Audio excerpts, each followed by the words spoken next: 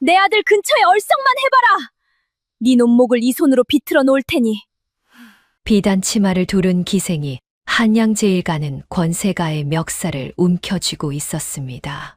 12해 전 그 여인은 핏덩이 아들을 첫 남편에게 남겨두고 기방으로 끌려갔지요. 사람들은 자식을 버린 매정한 어미라 손가락질했습니다. 그런데 자식을 버렸다는 이 여인의 장롱 속엔 해마다 한 벌씩 늘어난 아이옷 12벌이 개켜 있었습니다. 과연 이 여인에게는 어떤 사연이 숨어 있었을까요? 구독과 좋아요를 눌러주세요. 계신 곳으로 좋은 이야기와 함께 행운을 보내드리겠습니다. 옛날 옛적 한양 땅에 매향루라는 이름난 기방이 하나 있었습니다. 한양에서도 손꼽히는 큰 기방으로 권세가와 부자들만 드나드는 곳이었지요. 그 매향루에 월하라는 명기가 있었습니다. 가야금 줄을 튕기면 새가 울음을 멈추고 붓을 들어 난을 치면 그 향이 방 안에 퍼진다는 여인이었지요. 어느 봄밤이었습니다. 매향루 너른 방에 한양에 한다 하는 사내들이 모여 앉았지요. 비단옷을 차려입은 양반들이며 배가 불룩한 부자 상인들이며 그들은 저마다 월하의 눈길 한 번을 얻으려 안달이 나 있었습니다. 월하, 내 오늘 자네에게 줄 선물을 가져왔네. 이 옥놀이개를 보게 청나라에서 들여온 귀한 것이야. 에이, 그깟 놀이개가 다 무엇이오. 월하, 내가 자네에게 논열맞이기를 떼어주리다. 어떤가? 사내들이 앞다투어 재물을 내놓았습니다. 그러나 월하는 그저 옅은 미소만 지을 뿐 누구에게도 곁을 주지 않았지요. 그 도도한 자태의 사내들은 더욱 애가 탔습니다. 닿을 수 없는 것일수록 더 탐나는 법이니까요. 그런데 그 화려한 자리에서 월하의 눈길은 엉뚱한 곳을 향하고 있었습니다. 한쪽 구석에 앉은 한 사내, 기름진 얼굴에 처진 눈을 한 늙은 권세가였지요. 월하는 술을 따르고 웃음을 흘리면서도 그 사내만은 매서운 눈으로 살피고 있었습니다. 마치 먹잇감을 노리는 짐승처럼 말이지요. 그 사내가 바로 조판서 조경문이었습니다. 겉으로 보기에 월하는 그 권세가의 비위를 맞추는 일개 기생이었습니다. 그러나 그 속은 아무도 알지 못했지요. 화려한 비단옷 아래 월하의 가슴에는 십수년 묵은 한이 칼처럼 박혀 있었습니다. 그리고 그 한의 끝에 바로 저 조경문이라는 자가 있었던 것이지요. 연회가 파하고 사내들이 하나둘 돌아가자 월하는 홀로 방에 남았습니다. 화장을 지우고 비단옷을 벗으니 화려하던 명기는 사라지고 지친 한 여인만 남았지요. 월하는 등잔불 아래 앉아 장롱 깊은 곳에서 무언가를 꺼냈습니다. 곱게 개켜진 사내 아이의 저고리였지요. 월하는 그 옷을 가슴에 안고 오래도록 어루만졌습니다. 세상 사람들은 이 여인을 월하라 불렀습니다. 한양 장안에서 그 이름을 모르는 사내가 없었지요. 그러나 이 여인에게 본래의 이름이 따로 있다는 것을 아는 이는 거의 없었습니다. 윤소정. 12해 전까지 여인은 그 이름으로 불렸습니다. 4대 부가의 안주인으로 한 사내의 아내로 한 아이의 어미로 살았던 것이지요. 그 시절의 소정을 기억하는 이라면 지금의 월하를 결코 알아보지 못했을 것입니다. 그만큼 세월은 모질었고 여인은 변했습니다. 이 이야기는 그 윤소정이라는 여인의 이야기입니다. 소정이 매향루로 끌려온 것은 20살 되던 해의 일이었습니다. 등에 핏덩이를 떼어놓고 빈 문서 한 장에 끌려왔지요. 그날 밤 매향루의 늙은 행수어미 매월은 끌려온 여인을 보고 혀를 찼습니다. 쯧쯧 또 양반집 마님이 굴러떨어졌구먼. 곱기는 고운데 저 눈빛이 영 글렀어. 죽으려 들겠구나. 저것은 매월의 말대로였습니다. 소정은 끌려온 첫 사흘 동안 곡기를 끊었지요. 방구석에 웅크려 앉아 누구와도 말을 섞지 않았지요. 매월이 미음을 들이밀어도 고개를 돌렸습니다. 그저 빈 벽만 바라보며 소리 없이 눈물을 흘릴 뿐이었습니다. 얘야, 이러다 정말 죽는다. 죽으면 그걸로 끝이야. 내가 두고 온 게 무엇이든 죽으면 영영 못 본다. 매월의 그 말에 소정의 어깨가 흠칫 떨렸지요. 두고 온 것, 그 한마디가 여인의 가슴을 찔렀던 것이지요. 소정은 천천히 고개를 들었습니다. 핏기 없는 입술이 달싹였습니다. 제 아이는 잘 있을까요? 아이가 있었더냐? 핏덩이를 두고 왔습니다. 젖도 떼지 못한 것을. 소정의 눈에서 다시 눈물이 흘렀지요. 이번에는 소리 없는 눈물이 아니었지요. 가슴 깊은 곳에서 터져 나오는 짐승의 울음 같은 것이었습니다. 매월은 그 울음을 가만히 들었습니다. 늙은 기생은 살면서 수없이 많은 여인의 울음을 들어왔지만 이런 울음은 흔치 않다는 것을 알았지요. 얘야, 잘 들어라. 내가 여기서 죽으면 그 아이는 어미 없는 자식으로 한평생을 산다. 허나 내가 살아남으면 언젠가는 그 아이를 다시 볼 수도 있어. 이 바닥이 모질긴 해도 사람만 있으면 길이 열리는 법이다. 소정은 그 말을 한참 곱씹었습니다. 살아남으면 길이 열린다. 그 말이 캄캄한 방 안에 한 줄기 빛처럼 떨어졌지요. 여인은 소매로 눈물을 닦았습니다. 그러고는 미음 그릇을 끌어당겼습니다. 식어 굳은 미음을 여인은 천천히 떠먹기 시작했지요. 그날부터 소정은 죽기를 그만두었습니다. 대신 살기로 했지요. 그것도 아주 모질게, 아주 독하게 살기로 마음먹었습니다. 소정이 매향루에 끌려오기 전 그녀가 어떤 여인이었는지를 말하려면 12해를 거슬러 올라가야 합니다. 한양에서 그리 멀지 않은 고을에 한씨 성을 가진 양반 가문이 있었습니다. 대대로 벼슬을 지낸 명문은 아니었으나 청렴하기로 이름난 집안이었지요. 그 집의 장손이 한석규라는 선비였습니다. 한석규는 글재주가 뛰어나고 마음이 고든 사람이었습니다. 26세 윤소정을 아내로 맞았지요. 소정은 이웃 고을 선비의 딸로 바느질 솜씨가 빼어나고 글도 제법 읽을 줄 아는 처자였습니다. 두 사람은 금슬이 좋았습니다. 혼이 난 이듬해에는 아들도 보았지요. 아이의 이름은 무영이라 지었으나 집에서는 그저 돌이라 불렀습니다. 돌처럼 단단하게 자라라는 뜻이었지요. 여보, 우리 돌이가 당신을 꼭 닮았소. 이 눈매 좀 보시오. 아니에요. 인매는 서방님을 닮았는걸요. 핏덩이를 가운데 두고 두 부부는 그렇게 웃었습니다. 가난했으나 따뜻한 집이었지요. 마당에는 감나무 한 그루가 있었고 가을이면 그 감이 발갛게 익었습니다. 소정은 그 감을 따서 곶감을 만들어 시어머니께 올리곤 했습니다. 시어머니는 며느리를 친딸처럼 아꼈지요.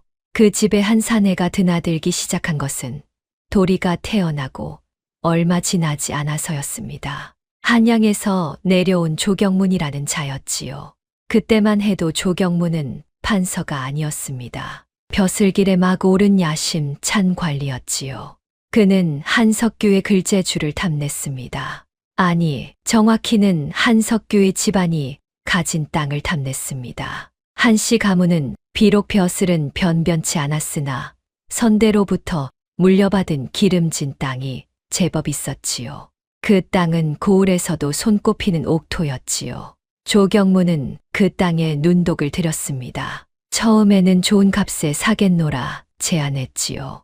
한석규는 거절했습니다. 선대께서 물려주신 땅입니다. 함부로 팔 수 없습니다. 허허, 선비님도 참 답답하시오.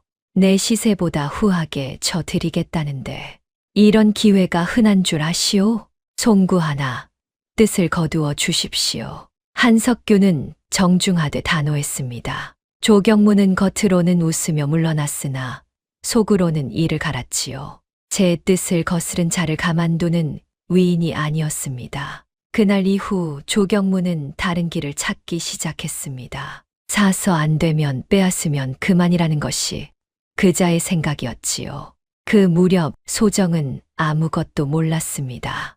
남편이 어떤 위험에 처해 있는지, 그 집안에 어떤 먹구름이 들이우고 있는지를 그저 도리를 품에 안고 곶감을 말리고 남편의 도포를 다리며 평온한 나날을 보냈지요. 그 평온이 얼마나 위태로운 것인지 여인은 알지 못했습니다. 어느 날 저녁 시어머니가 소정의 손을 잡고 이런 말을 했습니다.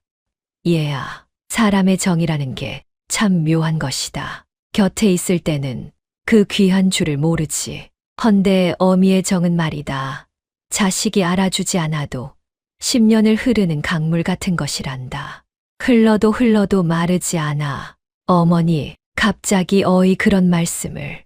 글쎄다. 그냥 문득 그런 생각이 들었구나.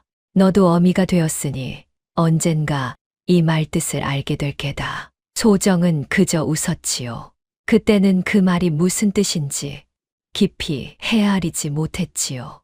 곁에 자식이 있고 남편이 있는데 흐르는 강물이라니. 어미의 정이 마르지 않는다는 말이 그저 늙은 시어머니의 정담으로만 들렸던 것입니다. 어머니도 참, 저는 평생 도리 곁을 떠나지 않을 거예요. 강물이 어디 있어요. 저는 우물처럼 한자리에 고여 있을 건데요. 그래, 그랬으면 좋겠구나. 정말 그랬으면. 시어머니는 그렇게 말하며 며느리의 머리를 쓰다듬었습니다. 그 손길에는 알 수 없는 쓸쓸함이 배어 있었지요. 소정은 그 쓸쓸함의 까닭을 묻지 않았습니다. 그저 시어머니가 나이 들어 마음이 약해진 탓이려니 여겼지요. 그 말이 제 가슴을 후벼 팔 날이 오리라고는 소정은 꿈에도 생각지 못했습니다. 그날 밤 소정은 잠든 도리의 얼굴을 오래도록 들여다보았습니다. 작은 입술이 옹알옹알 무어라 중얼거리고 있었지요. 여인은 아이의 통통한 볼을 손가락으로 살며시 만졌습니다. 따뜻했습니다. 세상 무엇보다 따뜻한 것이 바로 이 작은 핏덩이였지요. 도라, 어미가 너를 얼마나 사랑하는지 아니. 어미는 너를 위해서라면 무엇이든 할 수 있단다. 소정은 잠든 아이에게 속삭였습니다. 그 말이 훗날 어떤 시련으로 돌아올지 그때의 소정은 알지 못했습니다. 무엇이든 할 수 있다는 그 다짐이 자식을 제 손으로 떼어놓는 일까지 포함하게 되리라고는 말입니다. 그러나 평온한 날들은 그리 길지 않았습니다. 먹구름은 이미 그 집 처마 끝까지 밀려와 있었지요. 그리고 그 먹구름은 머지않아 천둥이 되어 한씨 가문을 내리쳤습니다. 한씨 가문에 화가 닥친 것은 그의 늦가을이었습니다. 마당에 감이 미처 다 익기도 전이었지요. 어느 날 새벽 관아의 포졸들이 들이닥쳤습니다. 횃불을 든 자들이 마당을 가득 메웠지요. 잠에서 깬 소정이 무슨 일인가 싶어 문을 열었을 때 이미 한석규는 포승줄에 묶이고 있었습니다. 서방님, 이게 대체 무슨 일입니까? 소정이 맨발로 뛰쳐나갔습니다. 포졸 하나가 그녀를 거칠게 밀쳤지요. 소정은 마당에 나뒹굴었습니다. 그래도 다시 일어나 남편에게 달려갔습니다. 이 사람을 어디로 데려가는 겁니까? 우리 서방님이 무슨 죄를 지었다고요? 영모다. 한석규가 영모에 가담했다는 밀고가 들어왔어. 비켜라. 영모라니요. 그럴 리가 없습니다. 우리 서방님은 평생 책만 읽으신 분입니다. 소정의 절규에도 포졸들은 아랑곳하지 않았지요. 한석규는 묶인 채 끌려가며 아내를 돌아보았지요. 그의 눈빛은 흔들리지 않았습니다. 다만 깊은 슬픔이 어려 있었지요. 여보, 걱정 마시오. 나는 죄가 없소. 곧 풀려날 것이오. 도리를 잘 부탁하오.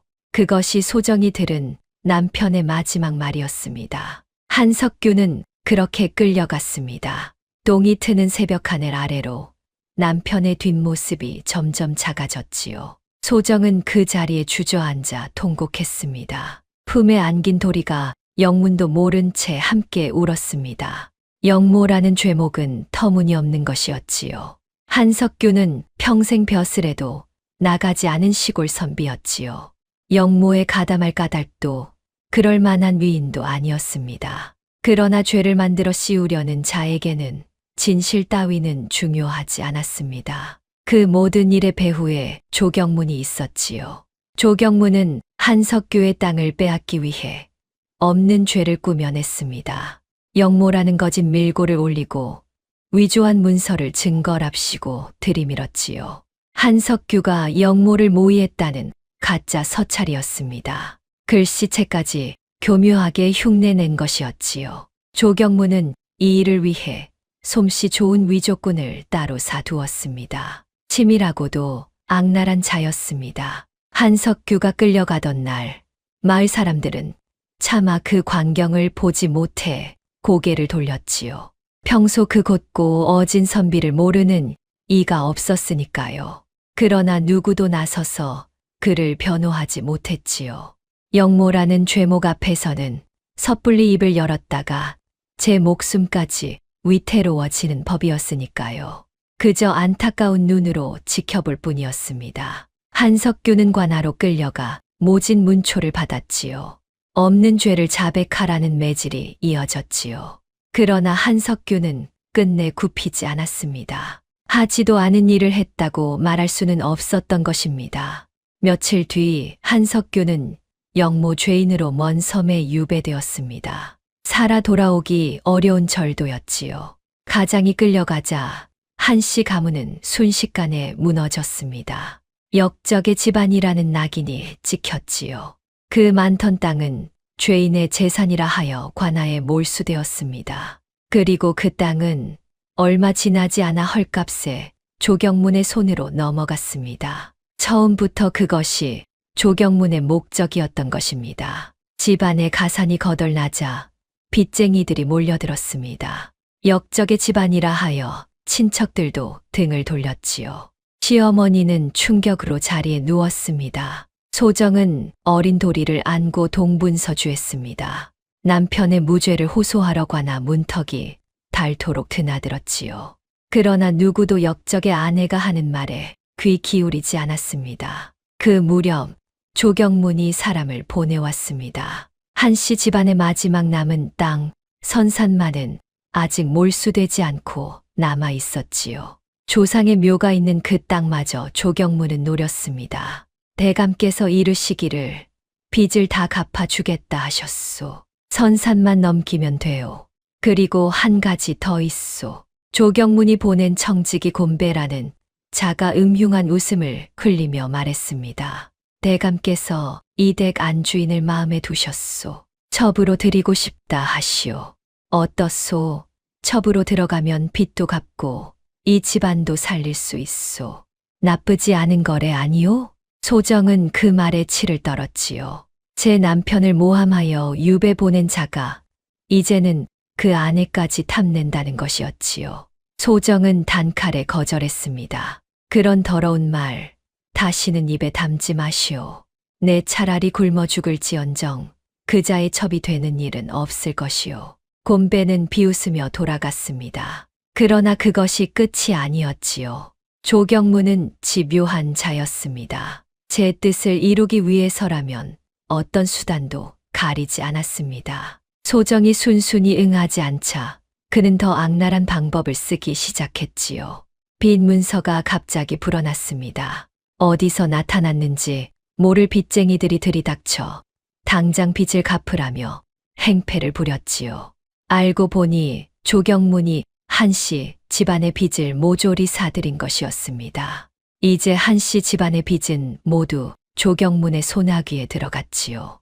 그는 그 빚을 무기로 소정을 옥죄었습니다. 갚든지 들어오든지 둘 중 하나를 택하라 하시오. 곰배가 다시 찾아와 그렇게 으름장을 놓았습니다. 소정은 막다른 길에 몰렸지요. 시어머니는 병들어 누웠고 도리는 아직 젖먹이었지요. 빚을 갚을 길은 없었습니다. 그렇다고 원수의 첩이 될 수도 없었습니다. 소정은 밤마다 잠을 이루지 못하고 고민했지요. 그러던 어느 날 소정은 곰배가 다른 자와 나누는 이야기를 우연히 엿듣게 되었습니다. 담장 너머에서 들려온 그 말은 소정의 피를 얼어붙게 했지요. 대감께서 아주 단단히 벼르고 계시네. 그 여편네가 끝까지 버티면 어찌하실 작정이라던가. 여편네야 어찌 되든 상관없지. 문제는 그 핏덩이 아닌가. 그 집 손이 끊겨야 땅이 온전히 대감 것이 되는 게야. 역적의 핏줄이 살아있으면 훗날 무슨 화근이 될지 모르니. 그럼 그 아이를? 쉿, 말 조심하게. 허나 대감 속내가 그렇다는 게지. 머자나 무슨 수가 나겠지. 소정은 담벼락에 몸을 붙인 채 숨을 죽였습니다. 온몸이 부들부들 떨렸지요. 저들이 노리는 것은 땅만이 아니었습니다. 제 아들 도리의 목숨까지 노리고 있었던 것입니다. 역적의 핏줄이라는 이유로 그 어린 것을 없애려 하고 있었지요. 소정은 그 밤 한숨도 잠을 이루지 못했습니다. 어찌해야 아이를 살릴 수 있을까? 그 생각만이 머릿속을 가득 채웠지요. 곁에서 새근새근 잠든 도리의 얼굴을 보며 소정은 소리 없이 눈물을 흘렸습니다. 이 작은 것을 어찌 지킬 것인가? 어미로서 무엇을 할 수 있단 말인가? 날이 밝자 소정은 병석에 누운 시어머니를 찾아갔습니다. 그러고는 그동안 있었던 일을 모두 털어놓았지요. 조경문의 음모와 아이를 노린다는 그 말까지. 시어머니는 며느리의 말을 듣고 한참을 말이 없었습니다. 그러다 마침내 깊은 한숨과 함께 입을 열었지요.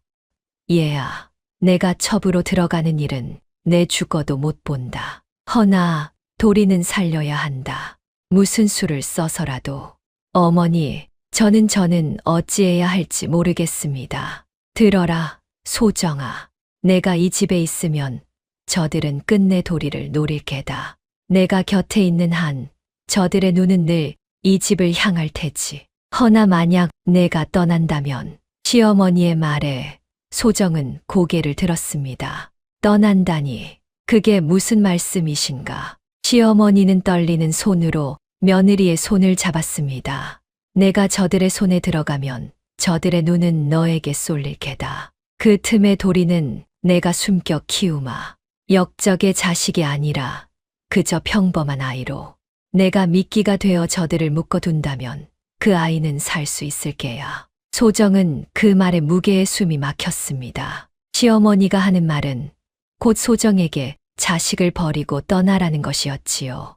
그것도 원수의 손에 제 발로 걸어 들어가라는 것이었습니다. 그래야만 아이가 산다는 것이었지요.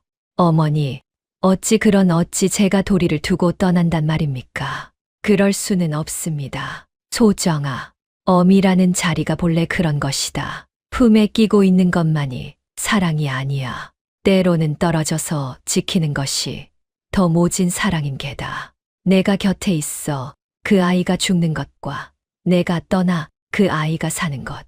어느 쪽을 택하겠느냐? 소정은 대답하지 못했습니다. 그저 시어머니의 손을 붙잡고 흐느낄 뿐이었지요. 자식을 살리기 위해 자식을 버려야 한다니. 이 무슨 모진 운명이란 말인가. 그러나 다른 길이 없다는 것을 소정도 알고 있었습니다. 아이를 살리는 길은 그것뿐이었지요. 그날 밤 소정은 잠든 도리를 안고 마지막으로 젖을 물렸습니다.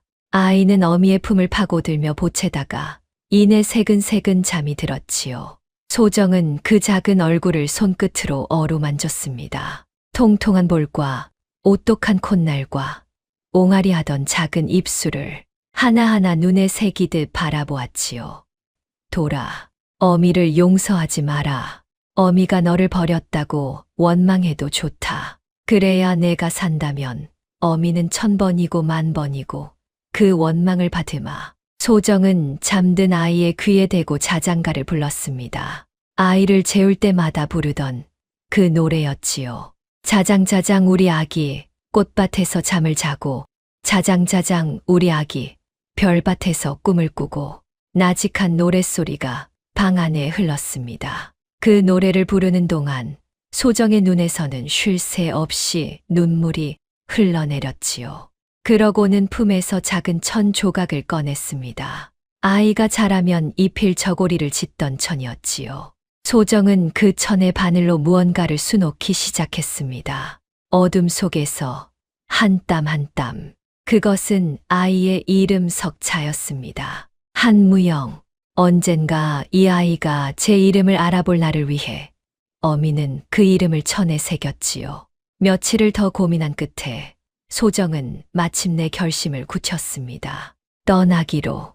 아이를 살리기 위해 자식을 두고 떠나기로. 세상이 자신을 매정한 어미라 욕할지라도 그것이 도리를 살리는 길이라면 기꺼이 그 욕을 뒤집어 쓰기로 했지요. 그것이 어미가 자식에게 줄 수 있는 마지막 사랑이라 믿었던 것입니다. 소정이 매향루로 끌려가던 날, 하늘은 잔뜩 흐려 있었습니다. 첫눈이 흩날리는 추운 날이었지요. 소정은 시어머니 앞에 큰 절을 올렸습니다. 시어머니는 며느리의 손을 잡고 한참을 울었지요. 어머니, 도리를 부탁드립니다. 부디 건강하게만 키워 주십시오. 그리고 제가 이 1000조각을 남깁니다. 아이가 자라거든 어미가 이 이름을 새겼노라 전해 주십시오. 소정은 무영의 이름이 수놓인 1000조각을 시어머니께 건넸습니다. 시어머니는 그것을 받아 가슴에 품었지요. 염려 마라. 이 늙은이가 목숨이 붙어 있는 한 도리는 내가 지키마. 너는 부디 살아남아라. 죽지 말고 살아남아서 언젠가 이 아이를 다시 보아라. 소정은 마지막으로 잠든 도리의 얼굴을 보았습니다. 차마 떨어지지 않는 발걸음이었지요. 그러나 돌아서야 했습니다. 여기서 머뭇거리면 모든 것이 무너질 테니까요. 소정은 이를 악물고 돌아섰습니다. 그러고는 청지기 곤배를 따라 집을 나섰지요. 잘 생각했소. 진작 이럴 것이지. 대감께서 아주 기뻐하실 거요. 곤배가 능글맞게 웃었습니다. 소정은 그 웃음에 대꾸하지 않았습니다. 다만 속으로 다짐했지요. 두고 보아라. 내 반드시 살아남아 이 한을 갚고 말리라.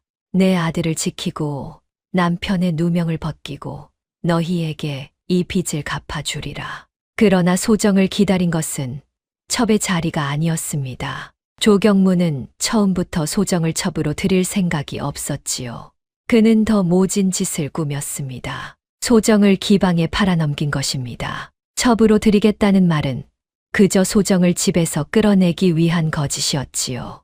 역적의 아내를 첩으로 들이면 제 체면이 깎인다 여겼던 것입니다. 대신 기방에 팔아 돈을 챙기고 소정을 천한 신분으로 떨어뜨려 영영 헤어나지 못하게 만들 작정이었지요. 대감께서 마음이 바뀌셨소. 첩이라니 가당키나 한 소리요. 역적의 아내를 어찌 안방에 들이겠소. 당신은 오늘부터 매향루의 기생이요. 빚을 갚으려면 평생 이곳에서 몸을 팔아야 할 것이요. 곤배의 말에 소정은 그제야 속았음을 깨달았습니다. 그러나 이미 늦었지요. 매향루의 문은 등 뒤에서 굳게 닫혔습니다. 소정은 그렇게 기생이 되었습니다. 윤소정이라는 이름을 잃고 월하라는 기명을 얻었지요. 처음 얼마간 소정은 죽을 생각만 했습니다. 원수에게 속아 천한 기생으로 떨어진 신세가 너무도 비참했지요. 그러나 행수어미 매월의 말이 그녀를 붙들었습니다. 살아남으면 길이 열린다는 그 말이. 소정은 죽기를 그만두고 살기로 마음먹었습니다. 그것도 그냥 사는 것이 아니라 반드시 이겨내기로 했지요. 소정은 독하게 마음을 먹었습니다. 기생으로 살아야 한다면 한양 제일의 기생이 되리라. 그래야 힘이 생기고 힘이 있어야 아들을 지키고 한을 갚을 수 있을 테니까요. 소정은 가진 재주를 모두 끌어모았습니다. 본래 글을 읽을 줄 알았고 바느질 솜씨가 빼어났지요. 거기에 가야금과 서화를 익혔습니다. 밤을 새워 연습하고 또 연습했지요. 얘가 독종이구나. 잠도 안 자고 가야금만 뜯어대니 손가락에 피가 나도록. 매월은 혀를 내둘렀습니다. 소정의 손끝은 가야금 줄에 베어 늘 피가 맺혀 있었지요. 그래도 소정은 멈추지 않았습니다. 붓글씨도 마찬가지였지요. 먹을 갈고 또 갈며 난을 치고 또 쳤습니다. 손끝이 부르트고 눈이 침침해지도록 연습했지요. 매월이 보다 못해 그만 쉬라 해도 소정은 멈추지 않았습니다. 어미, 저는 쉴 수가 없습니다. 한시라도 빨리 이름을 얻어야 힘이 생기고 그 힘으로 제 아이를 지킬 수 있으니까요. 그 말에 매월은 더는 말리지 못했습니다. 자식을 향한 그 모진 집념을 늙은 기생도 꺾을 수 없었던 것이지요. 소정의 그 피나는 노력은 헛되지 않았습니다. 먹을 갈고 또 갈며 난을 치고 또 쳤지요. 몇 해가 지나자 소정의 재주는 한양 장안에 소문이 나기 시작했습니다. 월하의 가야금 소리는 사람의 애간장을 녹인다 했습니다. 월하가 친난 그림은 살아있는 듯하다 했지요. 무엇보다 월하는 아무에게나 곁을 주지 않는 도도한 기생이었습니다. 돈만으로는 그녀의 술 한 잔을 받을 수 없다는 소문이 돌았지요. 그럴수록 사내들은 더욱 그녀에게 매달렸습니다. 닿을 수 없는 것일수록 더 탐나는 법이니까요. 그렇게 소정은 한양 제일의 명기 월하가 되었습니다. 끌려온 지 몇 해 만의 일이었지요. 이제 월하의 이름은 권세가들 사이에서도 함부로 할 수 없는 것이 되었습니다. 그녀가 모은 재물도 적지 않았지요. 매향루의 안주인이나 다름없는 위세를 갖게 되었습니다. 그러나 소정이 명기가 되려 했던 진짜 까닭은 따로 있었습니다. 바로 조경문을 곁에 두기 위함이었지요. 소정은 일부러 조경문에게 곁을 내주었습니다. 자신을 이 지경으로 만든 원수였지만 그 자를 곁에 두어야 그 속내를 살필 수 있었으니까요. 조경문은 어느새 판서의 자리에 올라 있었습니다. 한씨 가문의 땅을 발판으로 출세 가도를 달린 것이지요. 그는 월하에게 흠뻑 빠졌습니다. 제가 기방에 팔아넘긴 여인이 천하의 명기가 되었으니 그 묘한 인연에 더욱 집착했지요. 물론 조경문은 월하가 윤소정이라는 것을 까맣게 몰랐습니다. 그 옛날 시골에서 본 초라한 여인과 눈앞에 화려한 명기를 연결 짓지 못했던 것입니다. 소정은 그 점을 이용했습니다. 조경문의 곁에서 술을 따르며 그자의 입에서 흘러나오는 말들을 하나하나 새겼지요. 누구를 모함했고 어떤 뇌물을 받았으며 어떤 약점을 가지고 있는지를 소정은 조용히 그러나 집요하게 그 모든 것을 모았습니다. 언젠가 이 모든 것이 조경문을 무너뜨릴 칼이 되리라 믿으며 무엇보다 소정이 가장 신경 쓴 것은 도리의 아니었습니다. 조경문이 아이를 노린다는 것을 알고 있었으니까요. 소정은 조경문의 곁에 붙어 그자의 관심을 자신에게로 돌렸습니다. 조경문이 한씨 가문을 입에 올릴 때마다 소정은 교묘하게 말머리를 돌렸지요. 그자가 예시를 잇도록 그 핏줄을 잇도록 만들었습니다. 그것이 소정이 곁을 떠나지 못한 까닭이었습니다. 자신이 미끼가 되어 원수의 눈을 묶어 두고 있었던 것이지요. 그리고 또 하나 소정은 해마다 거르지 않는 일이 있었습니다.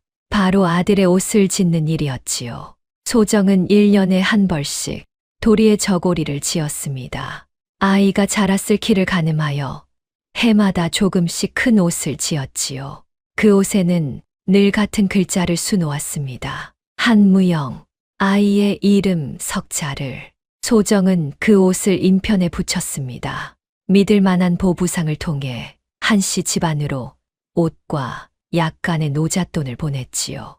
도리가 굶지 않기를, 추위에 떨지 않기를 바라는 어미의 마음이었습니다. 그러나 소정은 알지 못했습니다. 그 옷이, 그 노잣돈이 한 번도 도리에게 닿지 못했다는 것을, 중간에서 누군가 그것을 가로채고 있었다는 것을 말입니다. 옷을 가로챈 자는 다름 아닌 청지기 곰배였습니다. 곰배는 조경문의 명을 받아 한씨 집안을 감시하고 있었지요. 소정이 보낸 옷과 돈이 보부상을 통해 들어오는 것을 알고 그것을 중간에서 모조리 빼돌렸던 것입니다. 노잣돈은 제 주머니에 챙기고 옷은 어딘가에 처박아 두었지요. 그렇게 10년이 넘는 세월 동안 소정의 정성은 단 한 번도 아들에게 전해지지 못했습니다. 도리는 어미가 보낸 옷이 있다는 것조차 몰랐습니다. 그저 어미가 자신을 버리고 떠났다고만 알고 자랐지요. 할머니는 어미의 사정을 차마 다 말해주지 못했습니다. 어린 손자가 그 무거운 진실을 감당하기 어려우리라 여겼고 또 그 사실이 새어나가면 아이가 위험해질까 두려웠던 것이지요. 그래서 도리는 어미를 원망하며 자랐습니다. 매정하게 자식을 버리고 떠난 어미라고. 세월은 흐르고 흘렀습니다. 그 사이 시어머니는 늙고 병들었지요. 가산이 거덜난 집안 살림은 늘 궁색했습니다. 그래도 시어머니는 손자만은 굶기지 않으려 애썼지요. 삭바느질로 푼 돈을 벌고 남의 집 일을 거들며 근근히 도리를 키웠습니다. 도리는 영민한 아이였습니다. 비록 가난한 집에서 자랐으나 글눈이 밝고 셈이 빨랐지요. 동네 서당의 훈장도 그 아이의 재주를 아까워했습니다. 그놈 참 아깝다. 저만한 재주를 가지고 저리 가난한 집에서 썩다니. 제 아비를 닮아 글재주가 비상한데 말이야. 훈장의 말에 도리는 입술을 깨물었습니다. 아비 이야기가 나올 때마다 가슴이 저렸지요. 역적의 자식이라는 손가락질을 받으며 자란 아이였습니다. 동무들은 그를 멀리했고 어른들은 혀를 찼지요. 어미는 자신을 버렸고 아비는 역적이 되어 먼 섬으로 끌려갔다 했습니다. 어린 도리가 짊어지기에는 너무도 무거운 짐이었지요. 할머니, 저는 왜 어미가 없어요? 다른 애들은 다 어미가 있는데. 어린 도리가 그렇게 물을 때마다 시어머니는 가슴이 무너졌습니다. 차마 진실을 말할 수 없어 그저 아이를 끌어안을 뿐이었지요. 돌아, 내 어미는 사정이 있었단다. 내가 크면 다 알게 될 게다. 지금은 그저 할미 말을 믿어라. 내 어미는 너를 버린 게 아니야. 거짓말. 버린 게 아니면 왜 안 와요? 왜 한 번도 안 와요? 도리는 그렇게 말하며 돌아섰습니다. 어린 마음에 어미에 대한 원망이 깊이 박혀 있었지요. 시어머니는 그런 손자의 뒷모습을 바라보며 남몰래 눈물을 훔쳤습니다. 며느리가 남기고 간 그 천 조각을 시어머니는 장롱 깊이 간직하고 있었지요. 언젠가 도리가 다 자라면 그때 모든 것을 말해주리라 다짐하면서 말입니다. 그러나 시어머니에게는 그 언젠가가 쉬이 오지 않았습니다. 세월은 무심히 흐르고 진실은 장롱 속에 묻힌 채 먼지만 쌓여갔지요. 한편 매향루의 월화는 해마다 한 벌씩 지은 옷이 아들에게 닿지 못하는 줄도 모른 채 그저 묵묵히 바늘을 들었습니다. 밤이 깊으면 등잔 아래 앉아 아이의 키를 가늠하며 저고리를 지었지요. 올해는 이만큼 자랐겠구나. 내년에는 또 이만큼 크겠지.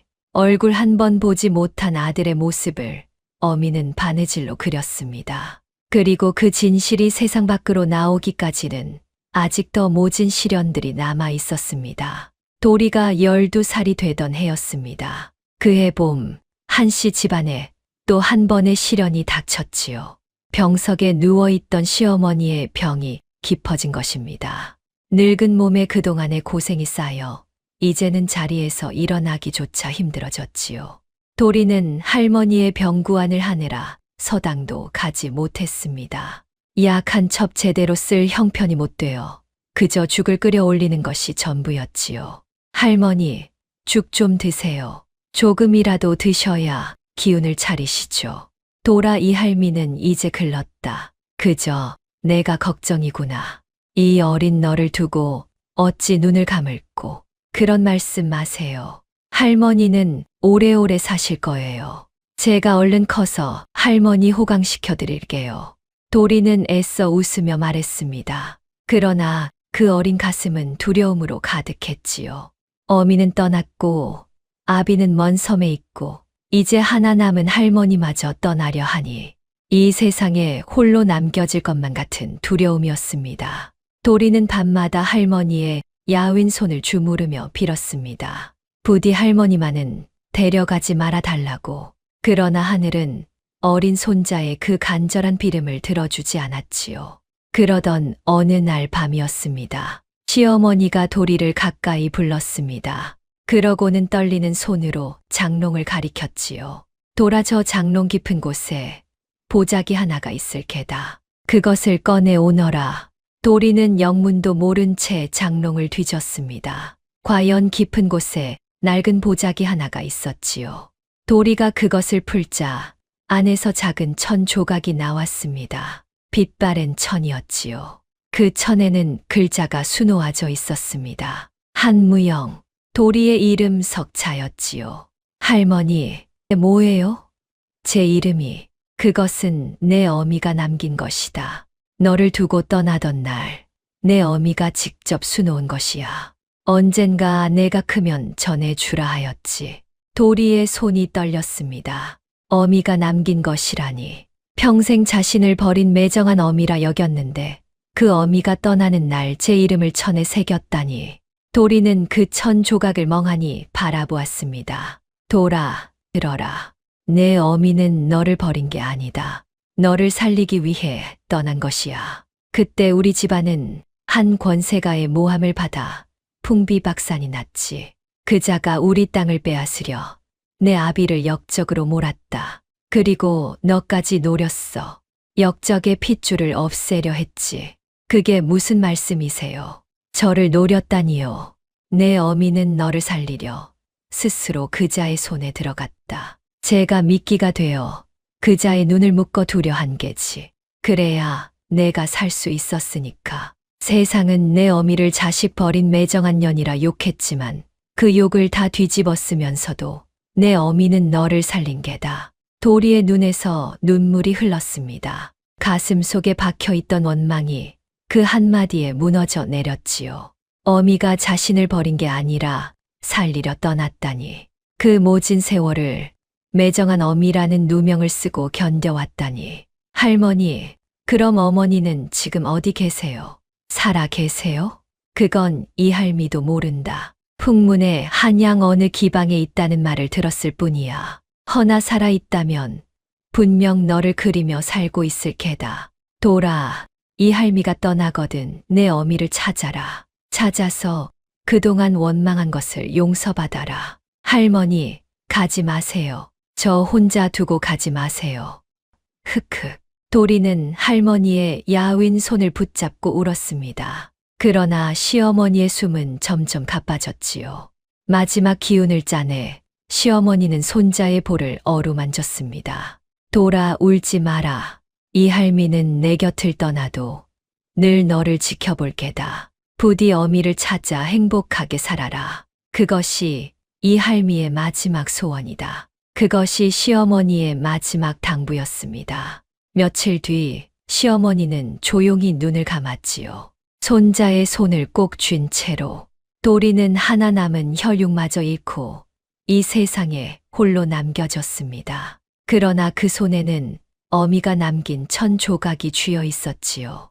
그리고 그 가슴에는 어미를 찾겠다는 새로운 다짐이 자리 잡았습니다. 할머니의 장례를 치른 뒤 도리는 짐을 꾸렸습니다. 어미를 찾아 한양으로 갈 작정이었지요.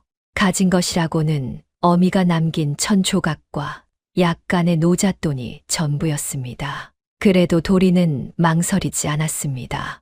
떠나기 전 도리는 아비와 어미가 함께 살던 옛집을 둘러보았지요. 마당에는 그 옛날 어미가 가꾸었다는 감나무가 여전히 서 있었지요.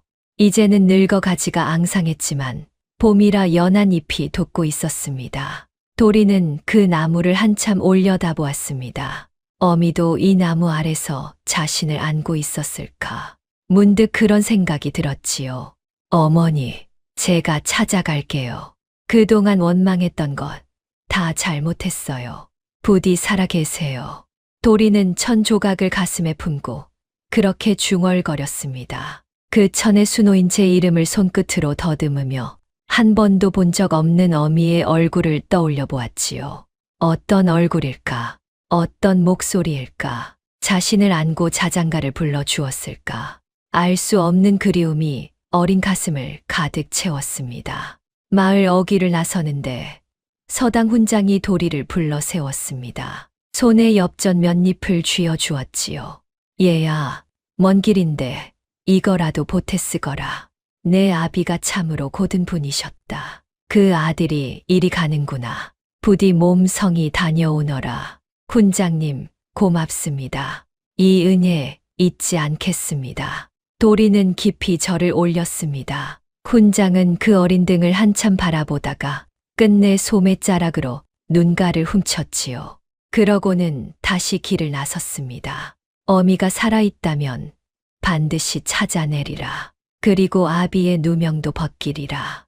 어린 가슴에 그런 다짐을 품고 도리는 한양을 향해 걸음을 옮겼습니다. 봄볕이 따스하게 등을 비추었지만 앞길에 무엇이 기다리는지는 아무도 알지 못했지요. 한편 그 무렵 매향루의 월아에게도 심상치 않은 일이 벌어지고 있었습니다. 조경문이 다시금 예시를 들추기 시작한 것입니다. 한씨 집안의 시어머니가 죽었다는 소식이 조경문의 귀에 들어갔지요. 곤배가 그 소식을 전했습니다. 대감, 그 한씨 집안 노파가 죽었답니다. 이제 그 집안에 남은 건 그 핏덩이뿐이지요. 헌데 그놈이 집을 떠나 한양으로 향했다 합니다. 한양으로? 무슨 일로? 글쎄요. 제 어미를 찾으러 가는 게 아닐는지요.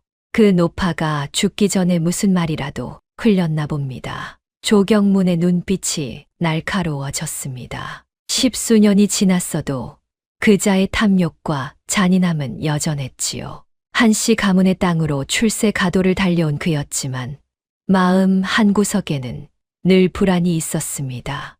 혹여 그 예실이 들통나 빼앗은 땅을 도로 토해 내게 될까 하는 불안이었지요. 무엇보다 그 무고가 거짓이었다는 증좌가 세상에 나온다면 판서의 자리는커녕 제 목숨마저 위태로울 터였습니다. 그러니 그 핏줄이 살아 움직이는 것이 조경문에게는 눈의 가시였습니다. 어린 것 하나 없애는 일쯤은 그자에게 아무것도 아니었지요. 대감, 그저 어린 핏덩이입니다. 너무 심려치 마십시오. 어허, 곤배 내가 몰라서 하는 소리다. 불씨는 작을 때 꺼야 하는 법이야. 그 어린 것이 자라 제 아비의 일을 캐기 시작하면 그때는 늦는다. 무슨 수를 써서라도 막아라. 그 아이 찾아내라. 한양에 들어오는 즉시 내게 알려. 화근은 일찌감치 잘라내야 하는 법이니 조경문이 낮게 명령했습니다. 곤배가 음흉하게 웃으며 고개를 숙였지요.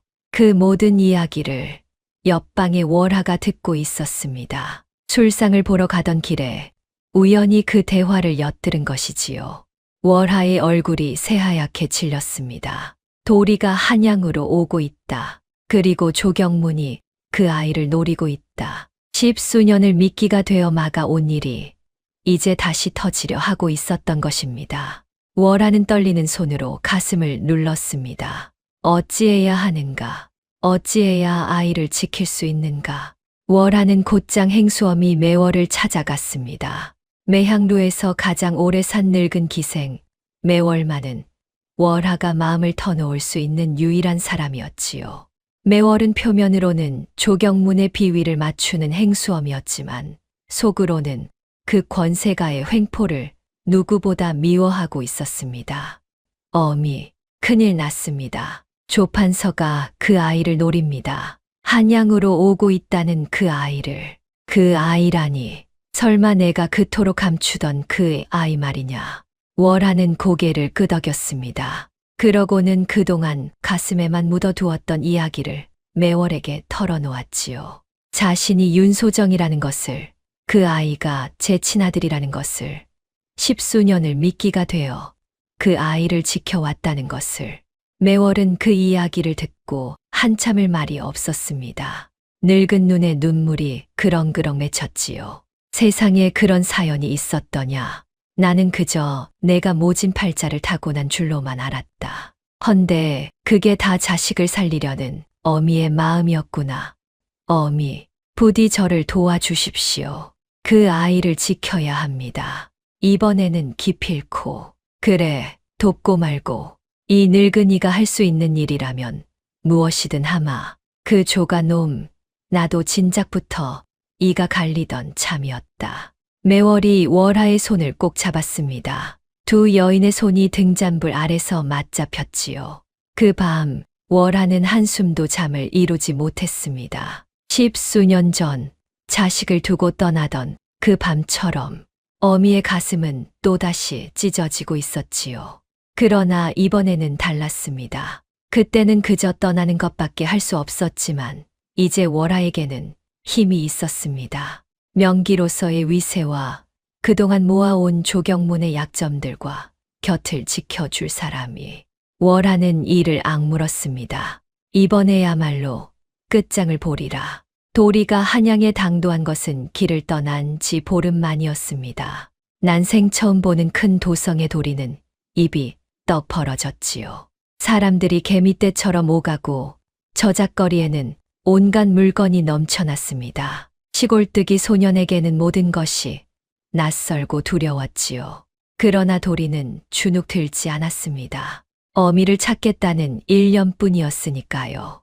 문제는 그 넓은 한양에서 어미를 어찌 찾느냐 하는 것이었습니다. 할머니가 남긴 말이라고는 어느 기방에 있다는 풍문뿐이었지요. 도리는 기방이 어디 있는지부터 수소문했습니다. 그러다 한 노인에게 호되게 야단을 맞았지요. 이놈아, 코 흘리게가 기방은 무슨 기방이냐. 썩 집에 가지 못해. 도리는 머쓱해져 물러났습니다. 그래도 포기하지 않았지요. 저작거리 한 구석에서 허드레시를 거들며 끼니를 때우고 틈틈이 기방의 위치를 알아냈습니다. 그러던 어느 날 도리는 한 사내와 마주치게 됩니다. 떡장수 노인이었지요. 박노인이라 불리는 그 노인은 매향루에 떡을 대는 사람이었습니다. 도리가 길에서 굶주려 쓰러질 뻔한 것을 박노인이 거두어 주었지요.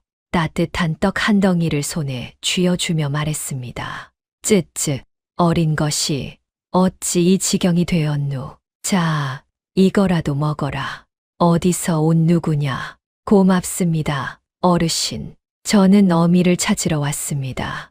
어미가 한양 어느 기방에 있다 하여. 기방에 어미가 있다고. 허허, 사연이 있는 모양이구나.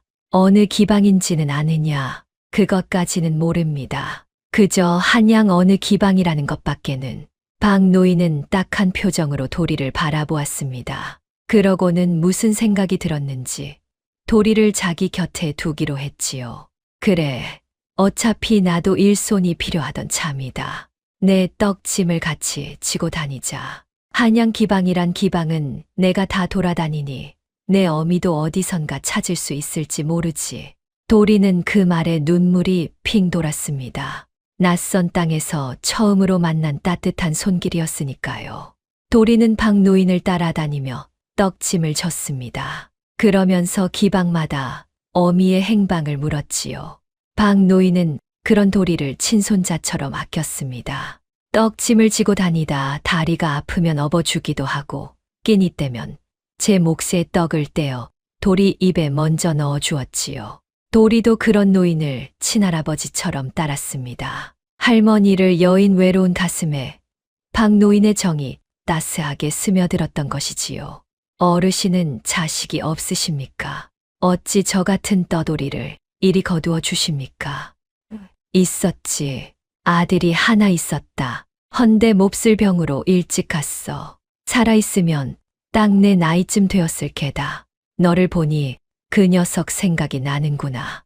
박노인의 눈에 쓸쓸함이 스쳤습니다.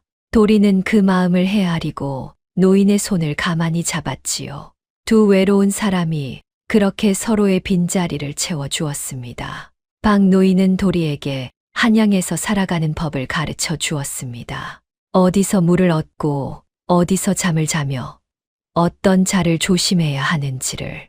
시골 소년에게는 하나하나가 소중한 가르침이었지요. 얘야, 한양 바닥은 무서운 곳이다. 번드르르한 얼굴로 다가오는 자일수록 조심해야 해. 특히 권세가 밑에서 일하는 자들은 더더욱. 그 자들 눈에 잘못 띄면 쥐도 새도 모르게 화를 당하는 법이야. 명심하겠습니다, 어르신. 그 가르침이 훗날 도리의 목숨을 구하게 되리라고는 그때는 둘 다 알지 못했습니다. 한 번은 이런 일도 있었지요. 도리가 박노인을 따라 어느 부잣집에 떡을 데려 갔을 때였습니다. 그 집 종놈이 떡값을 깎으려고 떡이 상했다며 행패를 부렸지요. 멀쩡한 떡을 두고 트집을 잡은 것입니다. 박노인은 늙은 몸이라 그저 굽실거릴 뿐이었지요. 그 모습을 보다 못한 도리가 나섰습니다. 이 떡은 오늘 새벽에 가져 낸 것입니다. 상한 데가 어디 있다는 겁니까? 정 그러시면 제가 한 입 먹어 보이겠습니다. 도리는 그 자리에서 떡을 한 입 빼어 물었습니다. 그러고는 멀쩡하다는 것을 보여주었지요. 종놈은 머쓱해져 더는 트집을 잡지 못했습니다. 결국 떡값을 제대로 치를 수밖에 없었지요. 돌아오는 길에 박노인이 도리의 머리를 쓰다듬었습니다. 허허, 내가 나보다 낫구나. 이 늙은이는 그저 굽실거리 줄밖에 몰랐는데 내 아비가 고든 선비였다더니 그 피를 물려받았구나. 어르신을 업신여기는 게 보기 싫었을 뿐입니다. 도리가 무뚝뚝하게 대답했습니다. 그러나 그 속에는 노인을 위하는 따뜻한 마음이 담겨 있었지요. 박노인은 그런 도리가 대견하면서도 한편으로는 짠했습니다. 어린 나이에 세상 풍파를 다 겪은 아이의 단단함이 도리어 안쓰러웠던 것이지요. 두 사람은 그렇게 정을 쌓아갔습니다. 비록 피 한 방울 섞이지 않았으나 친혈육 못지않은 정이었지요. 박노인은 떡을 팔러 다니며 가는 곳마다 도리의 어미를 수소문해 주었습니다. 비록 그는 몰랐으나 사람 보는 눈만은 밝은 노인이었지요. 얘야, 내 어미 이름이 무엇이냐? 그거라도 알아야 찾지. 이름은 모릅니다. 다만 어미가 제게 남긴 것이 있습니다. 이 1000조각입니다. 도리가 품에서 1000조각을 꺼내 보였습니다. 박노인은 그 천의 수놓인 글자를 들여다보았지요. 한무영. 비록 글은 몰랐으나 정성스레 수놓은 그 솜씨의 노인은 혀를 내둘렀습니다. 이거 보통 솜씨가 아니구나. 이런 바느질을 하는 여인이라면 어디서든 눈에 띄었을 게다. 옳지, 매향루에 솜씨 좋기로 소문난 기생이 하나 있다던데. 그 사람이 아닐는지. 박노인의 그 말에 도리의 가슴이 두근거렸습니다. 매향루, 그 이름을 도리는 가슴에 새겼지요. 그러나 매향루는 아무나 드나들 수 있는 곳이 아니었습니다. 한양에서도 손꼽히는 큰 기방으로 권세가들만 출입하는 곳이었지요. 어린 도리가 그 문턱을 넘기란 쉬운 일이 아니었습니다. 한편 매향루에 월하는 도리를 찾기 위해 은밀히 사람을 풀었습니다. 조경문보다 먼저 아이를 찾아야 했으니까요. 월하는 믿을 만한 이들을 통해 한양에 들어온 어린 소년의 행방을 수소문했습니다. 그러나 워낙 넓은 도성이라 아이의 종적은 쉬이 잡히지 않았지요. 그러던 차에 월하는 뜻밖의 소식을 듣게 됩니다. 매향루에 떡을 대는 박노인이 웬 시골 소년을 데리고 다닌다는 것이었지요. 그 소년이 어미를 찾고 있다는 말도 함께였습니다. 월하의 심장이 철렁 내려앉았습니다. 혹시 그 아이가? 월하는 매월을 통해 박노인을 조용히 불렀습니다. 그러고는 그 소년에 대해 물었지요. 그 아이가 무엇을 지니고 있던가요? 혹 어미가 남긴 물건 같은 것이? 예, 1000조각을 하나 지니고 있습디다.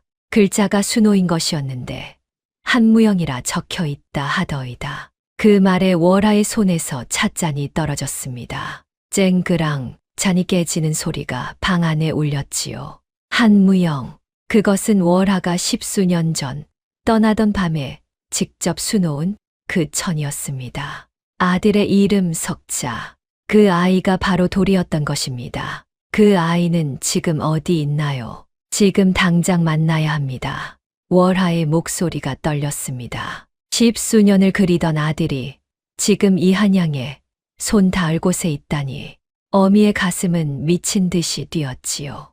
그러나 박노인은 난처한 표정을 지었습니다. 그게 실은 며칠 전부터 그 아이가 보이질 않습니다. 어디로 갔는지 종적이 묘연해서요. 저도 걱정하던 참입니다. 월하의 얼굴이 새하얗게 질렸습니다. 도리가 사라졌다니. 설마 조경문이 먼저 손을 쓴 것인가? 불길한 예감이 가슴을 짓눌렀지요. 월하는 매월과 함께 백방으로 도리의 행방을 수소문했습니다. 그러나 아이는 어디에서도 찾을 수 없었지요. 마치 한양 땅으로 꺼져버린 것만 같았습니다. 월하는 가진 재물을 아낌없이 풀었습니다. 거짓대에게, 장사꾼들에게, 떠돌이들에게, 돈을 쥐어주며 어린 소년을 찾아달라 부탁했지요. 한양 바닥에 눈과 귀를 모조리 사들인 것입니다. 매월도 발이 닳도록 뛰어다녔습니다. 늙은 몸을 이끌고 골목골목을 뒤졌지요. 얘야, 너무 상심 말거라. 그 아이가 영민하다면 분명 살아있을 게다. 내가 십수년을 지켜온 아이가 아니냐. 그리 쉬 잘못되지는 않을 게야. 매월이 월하를 위로했습니다. 그러나 월하의 마음은 타들어갔지요. 밤마다 잠을 이루지 못하고 등잔 아래 앉아 아들의 옷을 매만졌습니다. 십수년간 지어온 그 옷들을, 이 옷의 주인이 지금 어디서 굶주리고 떨고 있을 것을 생각하니 어미의 가슴은 미어졌지요. 돌아, 어디 있느냐? 이 어미가 여기 있다. 부디 무사해라. 부디. 월하는 옷을 끌어안고 흐느꼈습니다. 그토록 가까이 왔는데, 손 닿을 곳까지 왔는데 또다시 아이를 잃을까 봐 어미의 두려움은 그 무엇보다 컸지요. 사실 도리는 곰배의 부하들에게 쫓기고 있었습니다. 조경문이 풀어놓은 자들이 한양에 들어온 시골 소년을 찾아 헤매던 끝에 도리의 자취를 발견한 것이지요. 그날의 일은 이러했습니다. 도리가 박노인의 떡짐을 지고 저작거리를 지나는데 험상궂은 산에 둘이 다가왔지요. 그들은 도리의 행색을 위아래로 훑더니 슬쩍 말을 붙였습니다. 얘야, 너 혹시 시골서 어미 찾으러 온 아이 아니냐? 우리가 내 어미를 안다. 따라오너라. 도리는 귀가 번쩍 뜨였습니다. 어미를 안다니 하마터면 따라 나설 뻔했지요. 그러나 그 순간 박노인의 가르침이 떠올랐습니다. 번드르르하게 다가오는 자를 조심하라던 그 말이, 도리는 사내들의 눈빛에서 섬뜩한 무언가를 느꼈습니다. 어미를 안다면서 어미의 이름도 생김새도 말하지 못하는 것이 이상했지요. 고맙습니다만 어르신과 함께 가야 합니다. 잠시만 기다려 주세요. 도리는 그렇게 둘러대고는 떡짐을 진 채 슬그머니 자리를 떴습니다. 사내들이 눈치를 채고 뒤를 쫓았지요. 도리는 떡짐을 내던지고 죽어라 달렸습니다. 좁은 골목으로 또 골목으로, 시골에서 산을 타며 자란 덕에 발은 빨랐지요. 가까스로 사내들을 따돌린 도리는 어느 폐가에 몸을 숨기고 밤이 깊도록 숨을 죽였습니다. 영문도 모른 채 누군가 자신을 쫓는다는 것만 알고 도망친 것이었지요.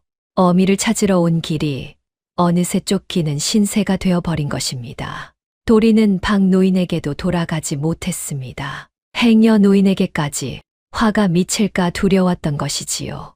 그렇게 도리는 홀로 한양의 뒷골목을 전전하게 되었습니다. 도리는 한양의 뒷골목을 전전하며 몸을 숨겼습니다. 굶주리고 지친 몸으로 어둠 속을 헤맸지요.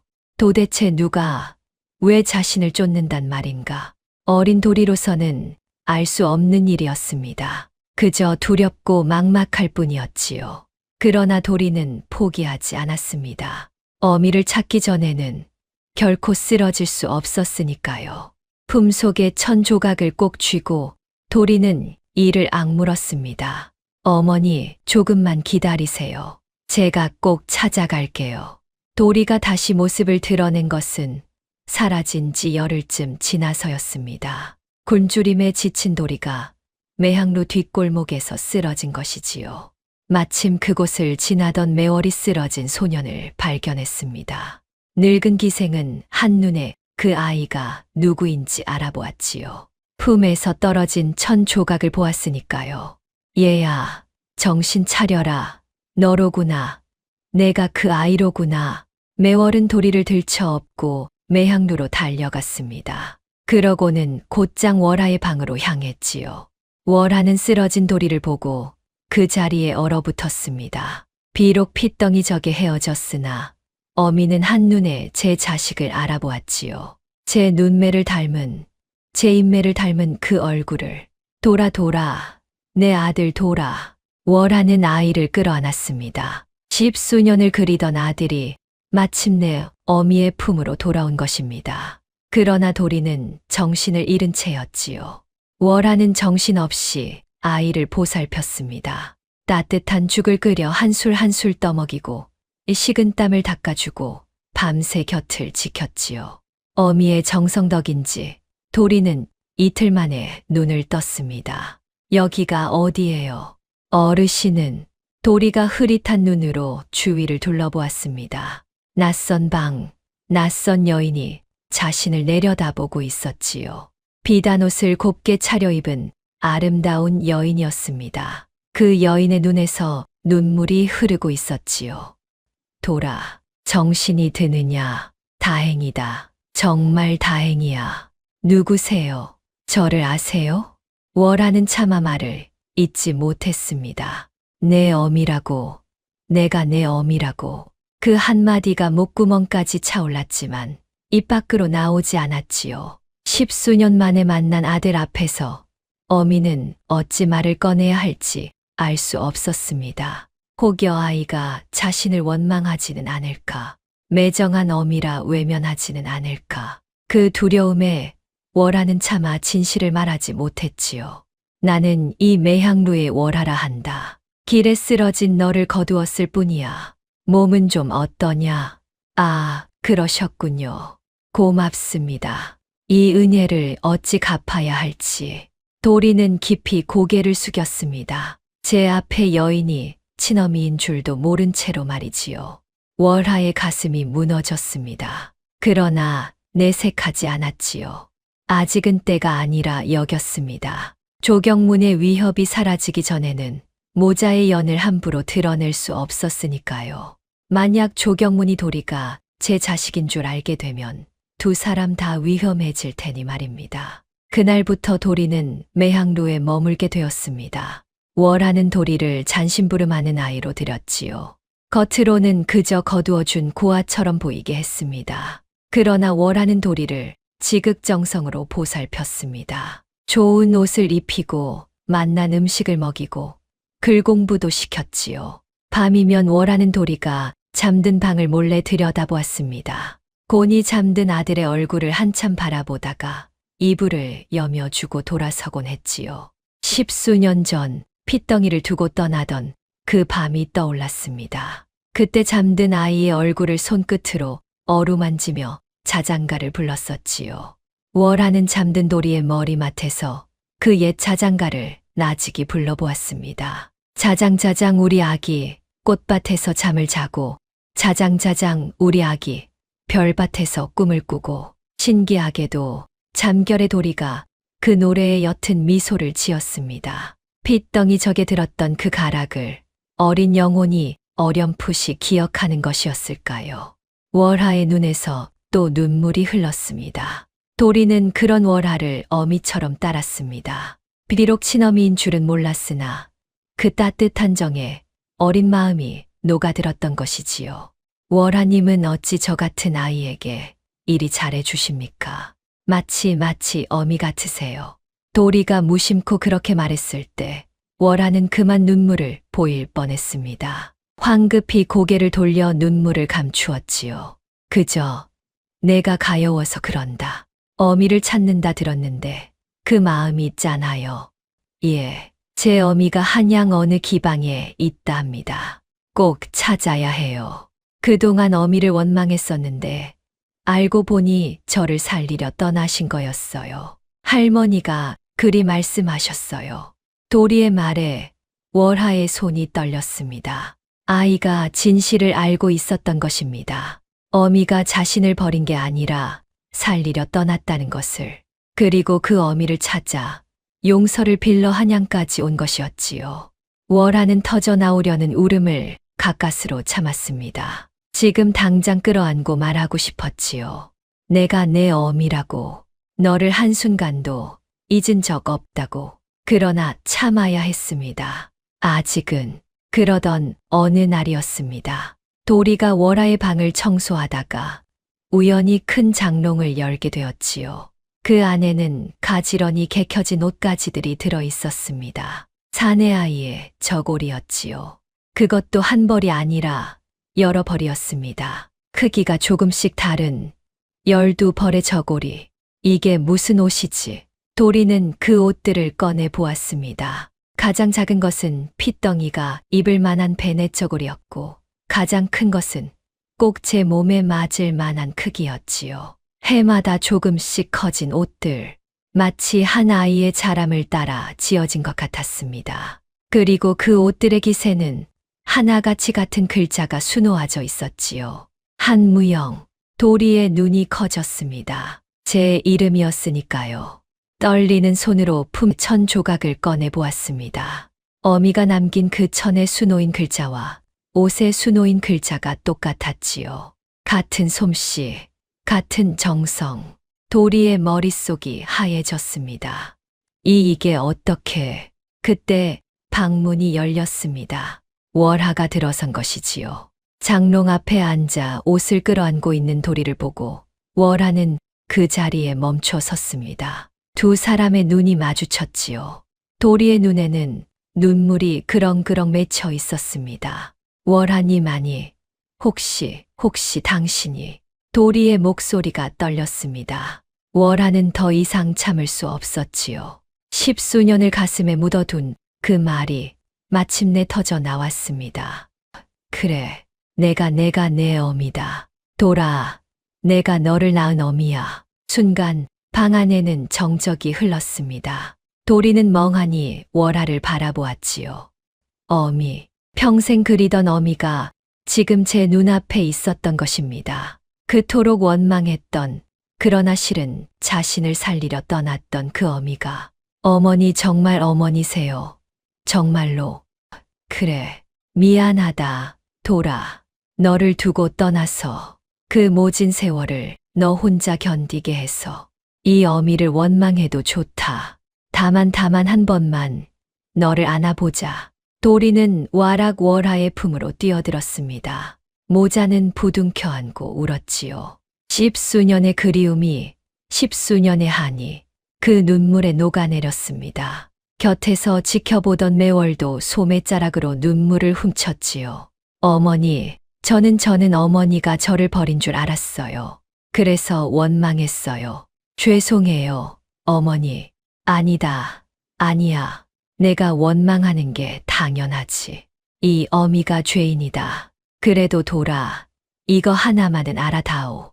어미는 너를 단 하루도 잊은 적이 없다. 해마다 내 옷을 지으며 내가 이만큼 컸겠구나, 저만큼 컸겠구나 하며 너를 그렸단다. 월하는 장롱의 옷들을 가리켰습니다. 12벌의 저고리, 그것은 어미가 10수년간 한 해도 거르지 않고 지은 사랑의 증표였지요. 비록 단 한 벌도 아들에게 닿지 못했지만 어미의 정성만은 그 옷마다 고스란히 배어 있었습니다. 도리는 그 옷들을 끌어안고 또 울었습니다. 어머니가 해마다 제 옷을 지으셨군요. 저는 그것도 모르고 이제라도 알았으니 되었다. 이제 우리 다시는 헤어지지 말자. 이 어미가 너를 지키마. 무슨 일이 있어도. 이튿날 아침 월하는 손수 밥상을 차렸지요. 명기로 살며 손에 물 한 방울 묻히지 않던 여인이 아들을 위해 부엌에 든 것이지요. 서툰 솜씨였으나 그 정성만은 가득했습니다. 따뜻한 쌀밥에 미역국, 그리고 도리가 좋아할 만한 반찬들을 정성껏 차렸지요. 돌아, 어서 먹어라. 어미가 차린 첫 밥상이다. 입에 맞을지 모르겠구나. 도리는 그 밥상을 보고 눈물을 글썽였습니다. 평생 어미가 차린 밥을 먹어본 적이 없었으니까요. 도리는 한술 한술 천천히 떠먹었지요. 그 맛을 가슴에 새기듯이 말입니다. 맛있어요, 어머니. 세상에서 제일 맛있어요. 그래?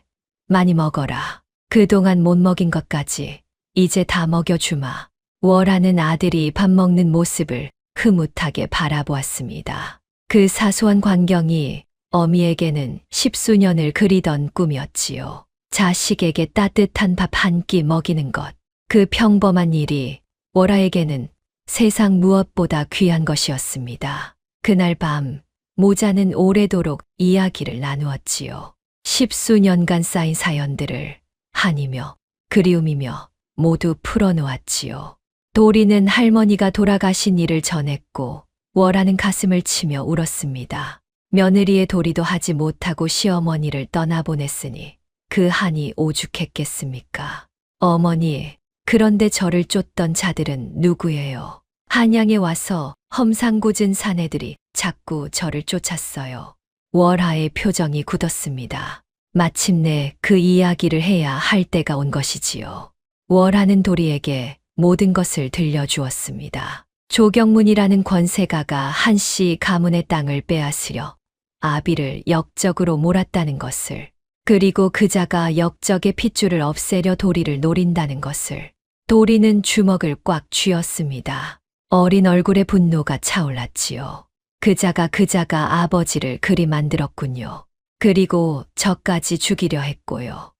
그래, 허나 돌아, 함부로 나서서는 안 된다. 그자는 천하의 권세가야. 섣불리 맞섰다가는 너도 나도 목숨을 잃는다. 이 어미가 그동안 그자의 약점을 모아왔다. 때를 기다려 한 번에 무너뜨려야 해. 약점이라니요. 그자가 내 아비를 모함할 때 쓴 위조 문서. 그 증거를 손에 넣으면 그자의 죄를 밝힐 수 있다. 이 어미가 10수년을 그자 곁에 붙어 있던 까닭이 바로 그것이야. 조금만 더 기다리자. 월하가 도리의 손을 꼭 잡았습니다. 모자의 눈빛에 같은 다짐이 어렸지요. 아비의 누명을 벗기고 빼앗긴 것을 되찾고 원수를 심판하리라는 다짐이. 그러나 그 길이 결코 쉽지 않으리라는 것을 두 사람은 알고 있었습니다. 모자의 상봉은 그렇게 이루어졌습니다. 그러나 기쁨도 잠시 두 사람 앞에는 아직 넘어야 할 산이 남아 있었지요. 바로 조경문이라는 거대한 벽이었습니다. 그자가 살아있는 한 모자의 평안은 없었으니까요. 그리고 조경문은 머지않아 도리가 매향루에 있다는 것을 알아채게 됩니다. 조경문이 도리의 행방을 알아챈 것은 곤배의 끈질긴 탐문 덕이었습니다.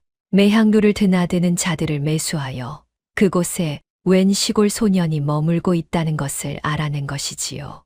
곤배는 그 소식을 조경문에게 전했습니다.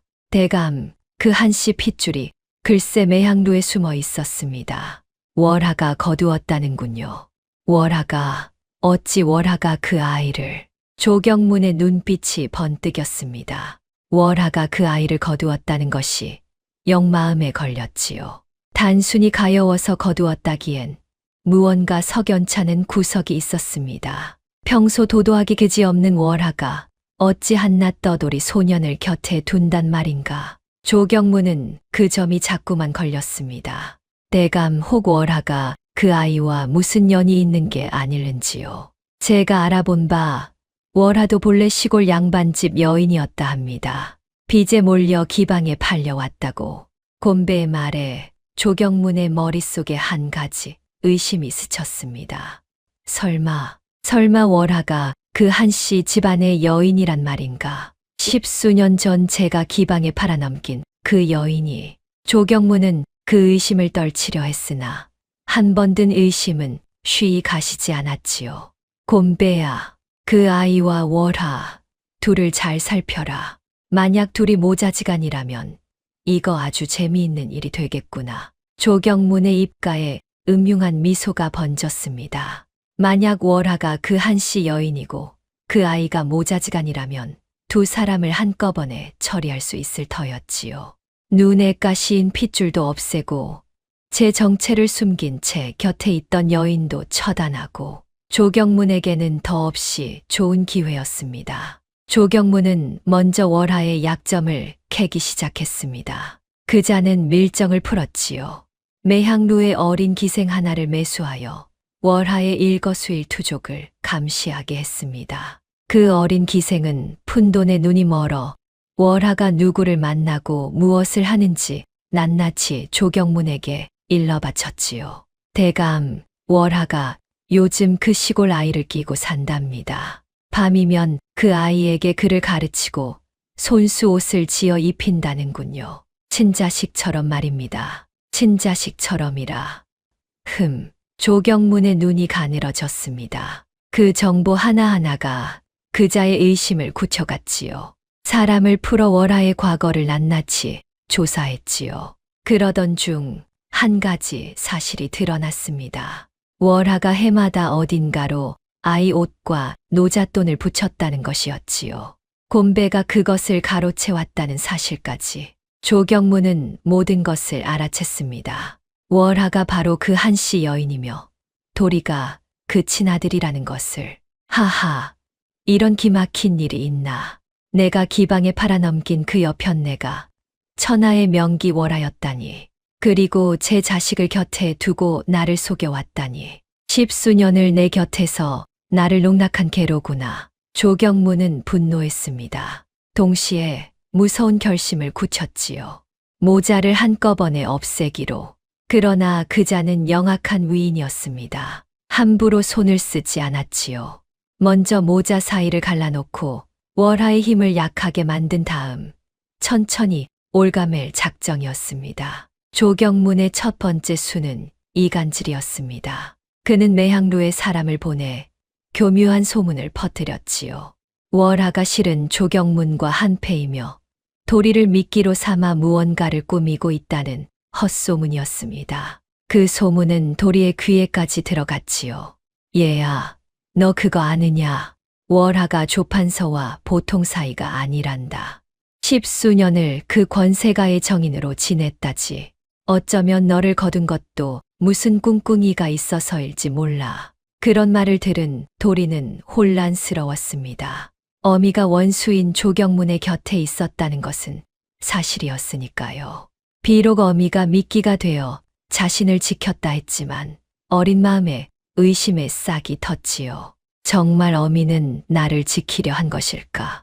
혹시 다른 뜻이 있는 것은 아닐까? 며칠을 끙끙 앓던 도리는 결국 월하에게 직접 물었습니다.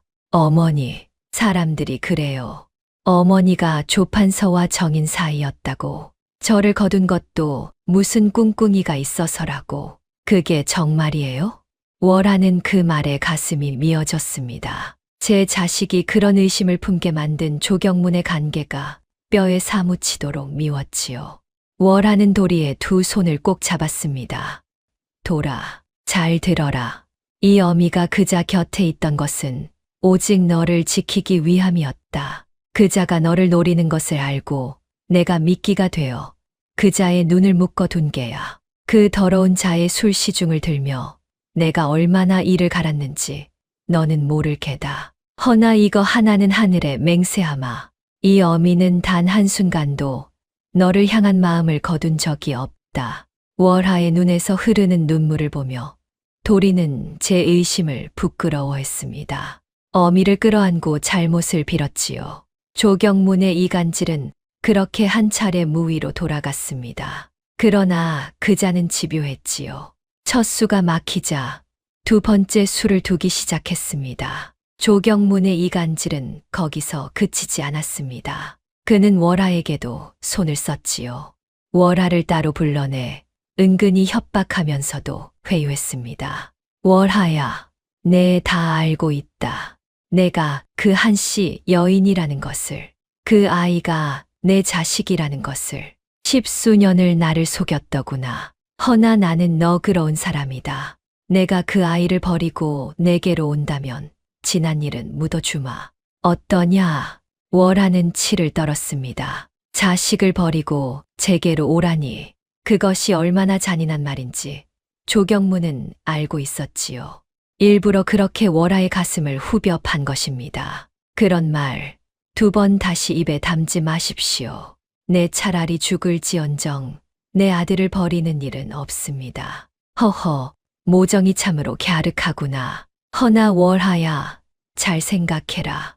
내가 끝까지 버티면 그 아이도 너도 무사하지 못할 게다.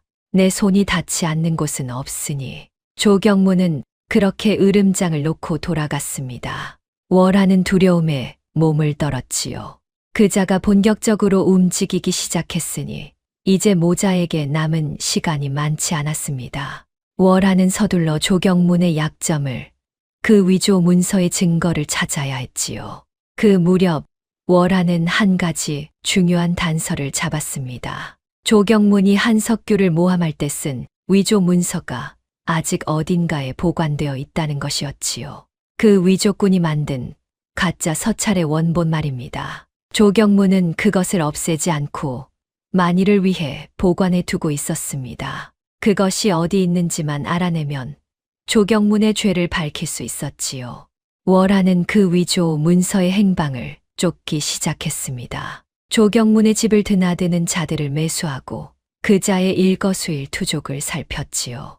매월도 발벗고 나서 도왔습니다. 얘야, 내가 조판서 집 행랑어멈과 안면이 있다. 그 사람을 통해 집안 사정을 알아보마.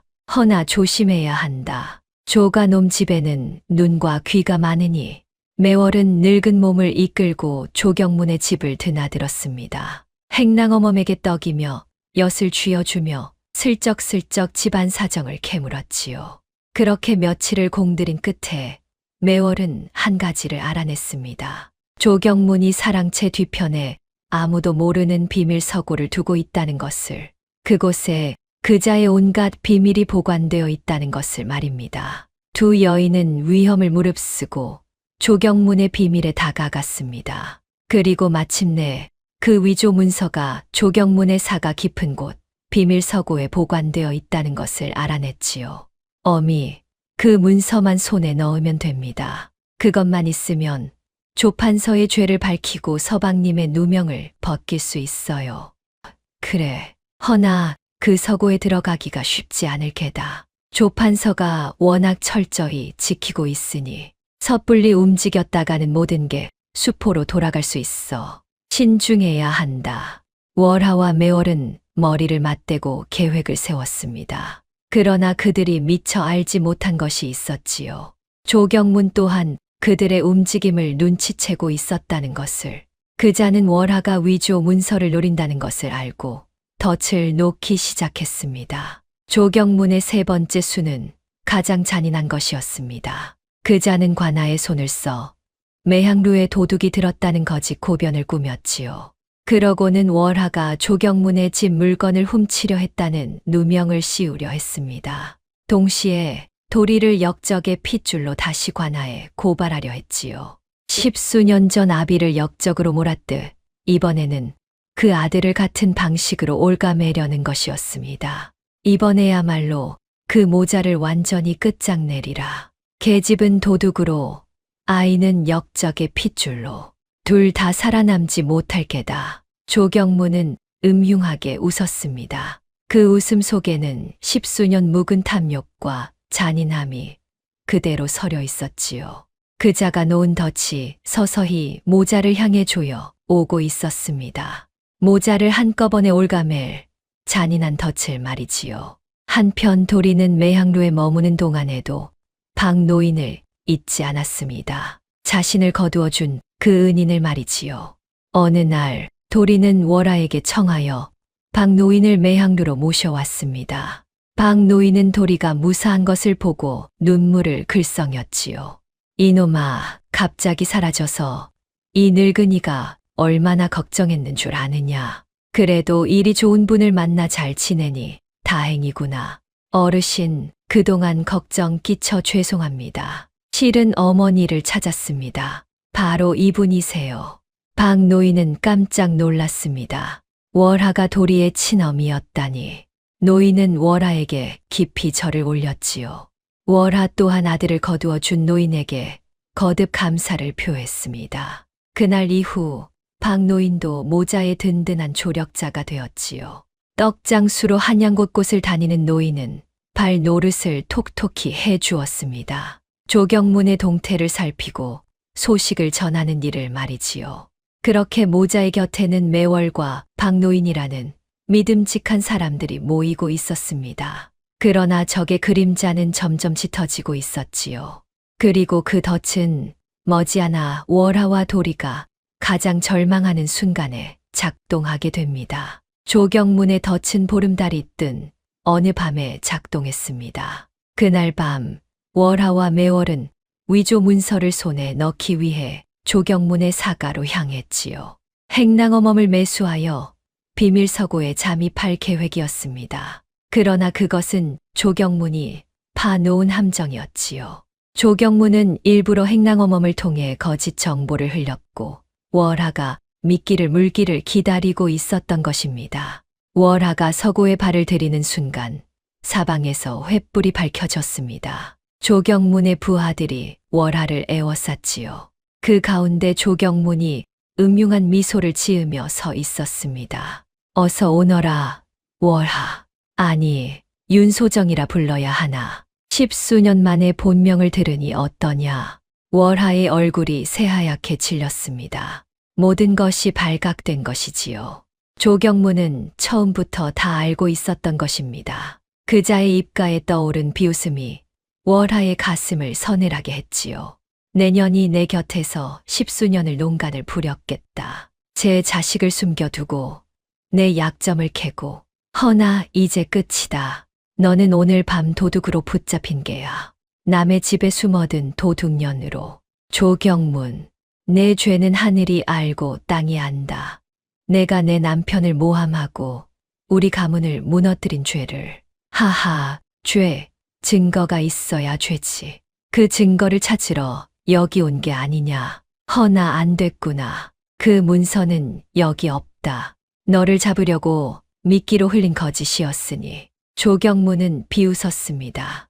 월하는 절망했지요. 함정에 빠진 것입니다. 그러나 더 큰 절망이 기다리고 있었습니다. 조경문이 손짓하자 부하들이 누군가를 끌고 왔지요. 바로 돌이었습니다. 매향루에 있어야 할 도리가 포승줄에 묶인 채 끌려온 것입니다. 돌아, 어찌 내가 여기에. 어머니, 조경문은 도리까지 미리 잡아두었던 것입니다. 모자를 한꺼번에 올가매기 위해서였지요. 알고 보니 조경문은 월하가 사가로 향한 그 시각에 맞춰 따로 부하들을 매향루로 보내 도리를 붙잡았던 것입니다.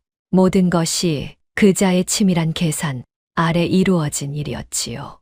월하는 그 자리에 무너졌습니다. 자신이 잡힌 것은 어쩔 수 없다 해도 아들까지 잡히다니. 10수년을 지켜온 아이가 제 눈앞에서 다시 위험에 빠진 것입니다. 조경문, 아이는 놓아다오. 모든 게 내 죄다. 나를 죽이고 아이는 살려다오. 제발. 월하는 무릎을 꿇고 빌었습니다. 천하의 명기 월하가 원수 앞에 무릎을 꿇은 것이지요. 도도하기로 소문난 그 여인이 이 말을 땅에 찌으며 애원한 것입니다. 오직 자식을 살리기 위해서였습니다. 그러나 조경문은 냉혹했습니다. 안 될 말이지. 역적의 핏줄은 씨를 말려야 하는 법. 이 아이는 제 아비처럼 역적으로 처단될 게다. 그리고 너는 도둑으로 옥에 갇히겠지. 둘 다 살아남지 못해. 조경문의 명에 따라 모자는 관하에 옥에 갇혔지요. 월하는 도둑 누명을, 도리는 역적의 핏줄이라는 죄목을 쓴 채로 말이지요. 차디찬 옥 안에서 월하는 절망에 빠졌습니다. 10수년을 견뎌온 모든 것이 한순간에 물거품이 되어 버린 것입니다. 그날 밤 옥 안에서 월하는 흐느꼈습니다. 도대체 무엇을 위해 그 모진 세월을 견뎌왔단 말인가. 자식을 살리겠다고, 한을 갚겠다고 이를 악물고 버텨왔는데 결국 이렇게 끝나는 것인가. 어미로서 아무것도 지키지 못하고 또다시 자식을 사지로 내모는 것인가. 차디찬 옥바닥에 무릎을 꿇은 채 월하는 지난 10수년을 돌아보았습니다. 그 긴 세월이 주마등처럼 눈앞을 스쳐 지나갔지요. 핏덩이를 두고 떠나던 그 밤, 매향루에서 죽으려다 마음을 고쳐먹던 날들, 손가락에 피가 맺히도록 가야금을 뜯던 시간들, 원수의 술시중을 들며 이를 갈던 세월, 그 모든 것이 오직 이 아이 하나를 살리기 위함이었지요. 그런데 그 끝이 이것이라니. 내가 부족한 어미라 일이 되었구나. 차라리 그때 죽었더라면 차라리. 월하는 자책했습니다. 그 깊은 절망 속에서 월하는 모든 것을 포기하고 싶었지요.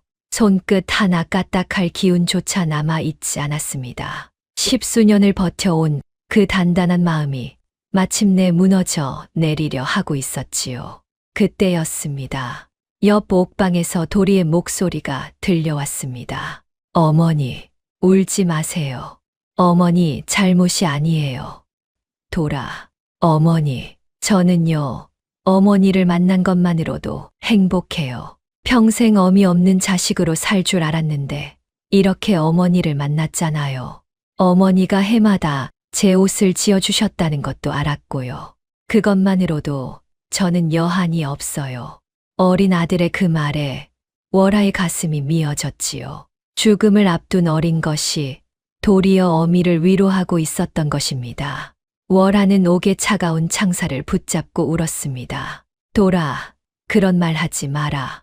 우리는 죽지 않는다. 이 어미가 무슨 수를 써서라도 너를 살릴 게야. 어머니, 한 가지만 여쭤봐도 돼요? 어머니가 부르시던 그 노래 자장가요. 제가 잠결에 들었던 것 같은데, 꽃밭에서 잠을 자고 별밭에서 꿈을 꾸고 그 노래 한 번만 더 불러주시면 안 돼요? 월하는 울먹이며 그 자장가를 불렀습니다. 차디찬 옥 안에 어미의 자장가가 나직이 울려 퍼졌지요. 자장자장 우리 아기 꽃밭에서 잠을 자고 핏덩이 적에 불러주던 그 노래를 10수년 만에 다시 아들에게 불러준 것입니다. 도리는 그 노래를 들으며 눈물을 흘렸지요. 옥졸들마저 그 광경에 코끝이 시큰해졌습니다. 그러나 그것은 헛된 위안일 뿐이었습니다. 옥에 갇힌 몸으로 무엇을 할 수 있단 말인가. 월하는 다시 절망에 빠졌지요. 옥졸 하나가 그 모자의 사연을 전해 듣고는 남몰래 주먹밥을 넣어 주기도 했습니다. 비록 죄인이라 하나 그 어미의 정에 마음이 움직인 것이지요. 이거라도 드시오. 어린 것이 굶으면 쓰겠소. 월하는 그 주먹밥을 받아 제 목까지 모두 도리에게 건넸습니다. 어미는 한 술도 입에 대지 않았지요. 그저 아들이 먹는 것을 보는 것만으로도 배가 부르다는 듯이 말입니다. 그렇게 캄캄한 밤이 흘렀습니다. 영혼의 가장 어두운 밤이었지요. 그 깊은 어둠 속에서 문득 월하의 머릿속에 한 사람의 목소리가 떠올랐습니다. 돌아가신 시어머니의 목소리였지요. 10수년 전 그 따뜻하던 시어머니가 했던 말. 어미의 정이란 자식이 알아주지 않아도 10년을 흐르는 강물 같은 것이란다. 흘러도 흘러도 마르지 않아. 월하는 그 말을 곱씹었습니다. 흘러도 흘러도 마르지 않는 강물. 그렇다. 어미의 정은 마르지 않는다. 여기서 포기하면 정말로 모든 것이 끝이다. 마지막 한 방울이 남을 때까지 흘러야 한다. 자식을 위해서라면. 월하는 눈물을 닦고 자리에서 일어났습니다. 절망에 빠져 있을 때가 아니었지요. 무언가 방법을 찾아야 했습니다. 그때 월하의 머릿속에 한 줄기 빛이 스쳤습니다. 매월이었지요. 함정에 빠진 것은 자신이지 매월은 아니었지요. 매월은 그날 밤 다른 곳에 있었습니다. 그렇다면 매월이 아직 밖에 있다는 것이었지요. 그리고 또 하나 월하에게는 비장의 패가 있었습니다. 그동안 모아온 조경문의 약점들. 비록 위조 문서의 원본은 손에 넣지 못했으나 월하는 다른 증거들을 가지고 있었지요. 조경문이 뇌물을 받은 정황, 다른 이들을 모함한 정황. 그것들을 한데 모으면 조경문을 무너뜨릴 수도 있었습니다. 무엇보다 월하에게는 한 가지 결정적인 것이 있었지요. 바로 10수년간 지어온 12벌의 옷, 그리고 그 옷을 가로챈 곤배의 죄였습니다. 그 옷들이야말로 월하가 한씨 집안의 여인이며 도리의 친엄이라는 것을 증명하는 증거였지요.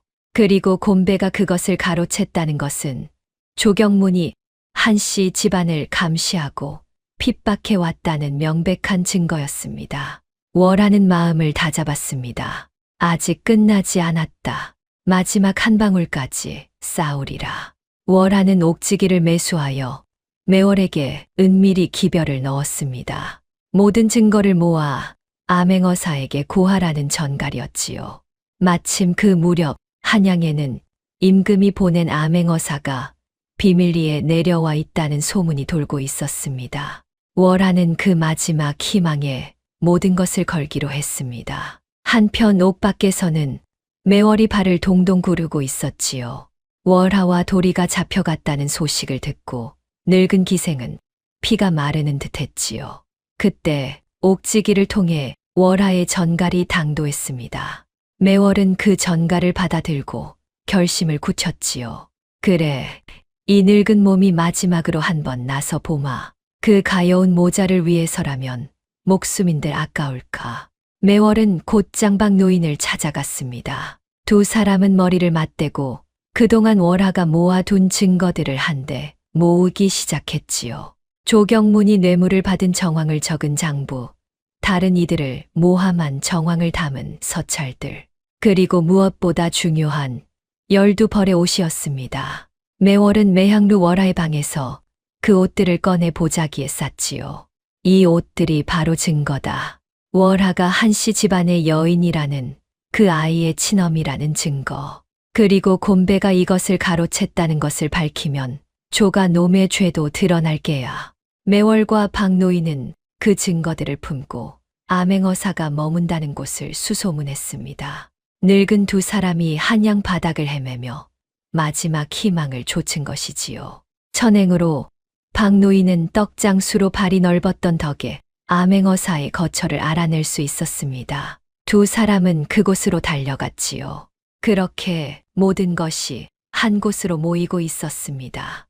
월하가 옥안에서 건 마지막 희망과 매월과 박노인의 발걸음과 10수년간 지어온 12벌의 옷이, 그리고 그 모든 것이 향하는 곳은 머지않아 펼쳐질 진실의 자리였지요. 조경문의 죄가 만천하에 드러나고 10수년 묵은 한이 풀리는 그 자리 말입니다. 모자가 관하에서 형을 받게 된 날이 밝았습니다. 조경문은 그날을 손꼽아 기다렸지요. 제 손으로 직접 모자의 끝을 보겠다며 관하에 나와 자리를 잡았습니다. 마침 그 자리에는 고을의 수령과 여러 관원들도 함께였지요. 조경문은 그들 앞에서 거드름을 피웠습니다. 저 계집은 남의 집에 숨어든 도둑이요. 그리고 저 아이는 역적 한석규의 핏줄이니 마땅히 그 죄를 물어야 할 것이요. 월하와 도리는 포승줄에 묶인 채 끌려 나왔습니다. 구경꾼들이 관아 마당을 가득 메웠지요. 사람들은 수군거렸습니다. 천하의 명기 월하가 도둑으로 잡혔다며 손가락질하는 자도 있었습니다. 그러나 월하는 고개를 들었지요. 두려움에 떨지 않았지요. 마지막 희망을 믿고 있었으니까요. 바로 그때였습니다. 관아의 문이 활짝 열리며 한 무리의 사람들이 들이닥쳤습니다. 맨 앞에 선 것은 위험 있는 차림의 관리였지요. 그가 손에 든 마패를 높이 들어 보였습니다. 암행어사 출도요. 모두 그 자리에 멈추어라. 그 한마디에 관아가 발칵 뒤집혔습니다. 조경문의 얼굴이 새하얗게 질렸지요. 암행어사라니, 임금이 보낸 어사가 어찌 이 자리에 나타난단 말인가. 어사의 뒤로 매월과 박노인의 모습이 보였습니다. 두 사람이 어사를 모셔온 것이지요. 늙은 기생과 떡장수 노인이 한양 바닥을 헤매며 마침내 이 자리를 만들어낸 것입니다. 암행어사가 단상에 올라 좌중을 둘러보았습니다. 그 눈빛이 매서웠지요. 좌중은 숨을 죽였습니다. 조경문은 식은땀을 흘리며 어사의 눈치를 살폈지요. 어사가 천천히 조경문을 향해 입을 열었습니다. 조판서, 내 그대의 죄상을 낱낱이 들었소. 10수년 전 한석규라는 선비를 역적으로 모함하여 그 가문의 땅을 빼앗은 죄, 그것이 사실이요? 다 당치 않습니다. 한석규는 역모를 꾸민 역적입니다. 증거가 있습니다. 증거라. 그 증거가 위조된 것이라면 어찌하겠소. 암행어사의 말에 조경문은 말문이 막혔습니다. 그자의 눈동자가 불안하게 흔들렸지요. 좌중의 시선이 일제히 조경문에게 쏠렸습니다. 그때 매월이 앞으로 나섰지요. 품에서 보자기를 꺼내 풀었습니다. 그 안에서 나온 것은 12벌의 옷이었습니다. 크기가 조금씩 다른 사내 아이의 저고리들. 매월이 그 옷들을 펼쳐 보이며 외쳤습니다. 여기 이 옷들을 보십시오. 이것은 저 월하, 본명 윤소정이 10수년간 해마다 한 벌씩 지은 옷입니다. 제 아들에게 보내려 했으나 저 조판서의 청직이 곰배가 모조리 가로챘지요. 옷깃마다 아이의 이름이 수놓아져 있습니다. 한무영, 바로 저 아이의 이름입니다. 좌중이 술렁였습니다. 암행어사가 그 옷들을 살펴보았지요. 과연 옷깃마다 한무영이라는 이름이 정성스레 수놓아져 있었습니다. 그리고 그 옷들은 핏덩이가 입을 베네저고리부터 소년이 입을 만한 것까지 한 아이의 자람을 따라 지어진 것이 분명했지요. 이 옷들이 무엇을 말하는지 아시겠소? 저 여인은 자식을 버린 것이 아니라 빼앗긴 것이요. 그리고 10수년간 한 해도 거르지 않고 자식의 옷을 지어왔소. 이것이 어찌 자식 버린 어미의 행실이겠소. 암행어사의 말에 구경꾼들이 술렁였습니다. 월하를 손가락질하던 자들이 이제는 그 모정에 눈물을 훔쳤지요. 그러나 조경무는 발악했습니다. 그것은 저 계집이 꾸민 수작입니다. 저는 모르는 일입니다. 모르는 일이라.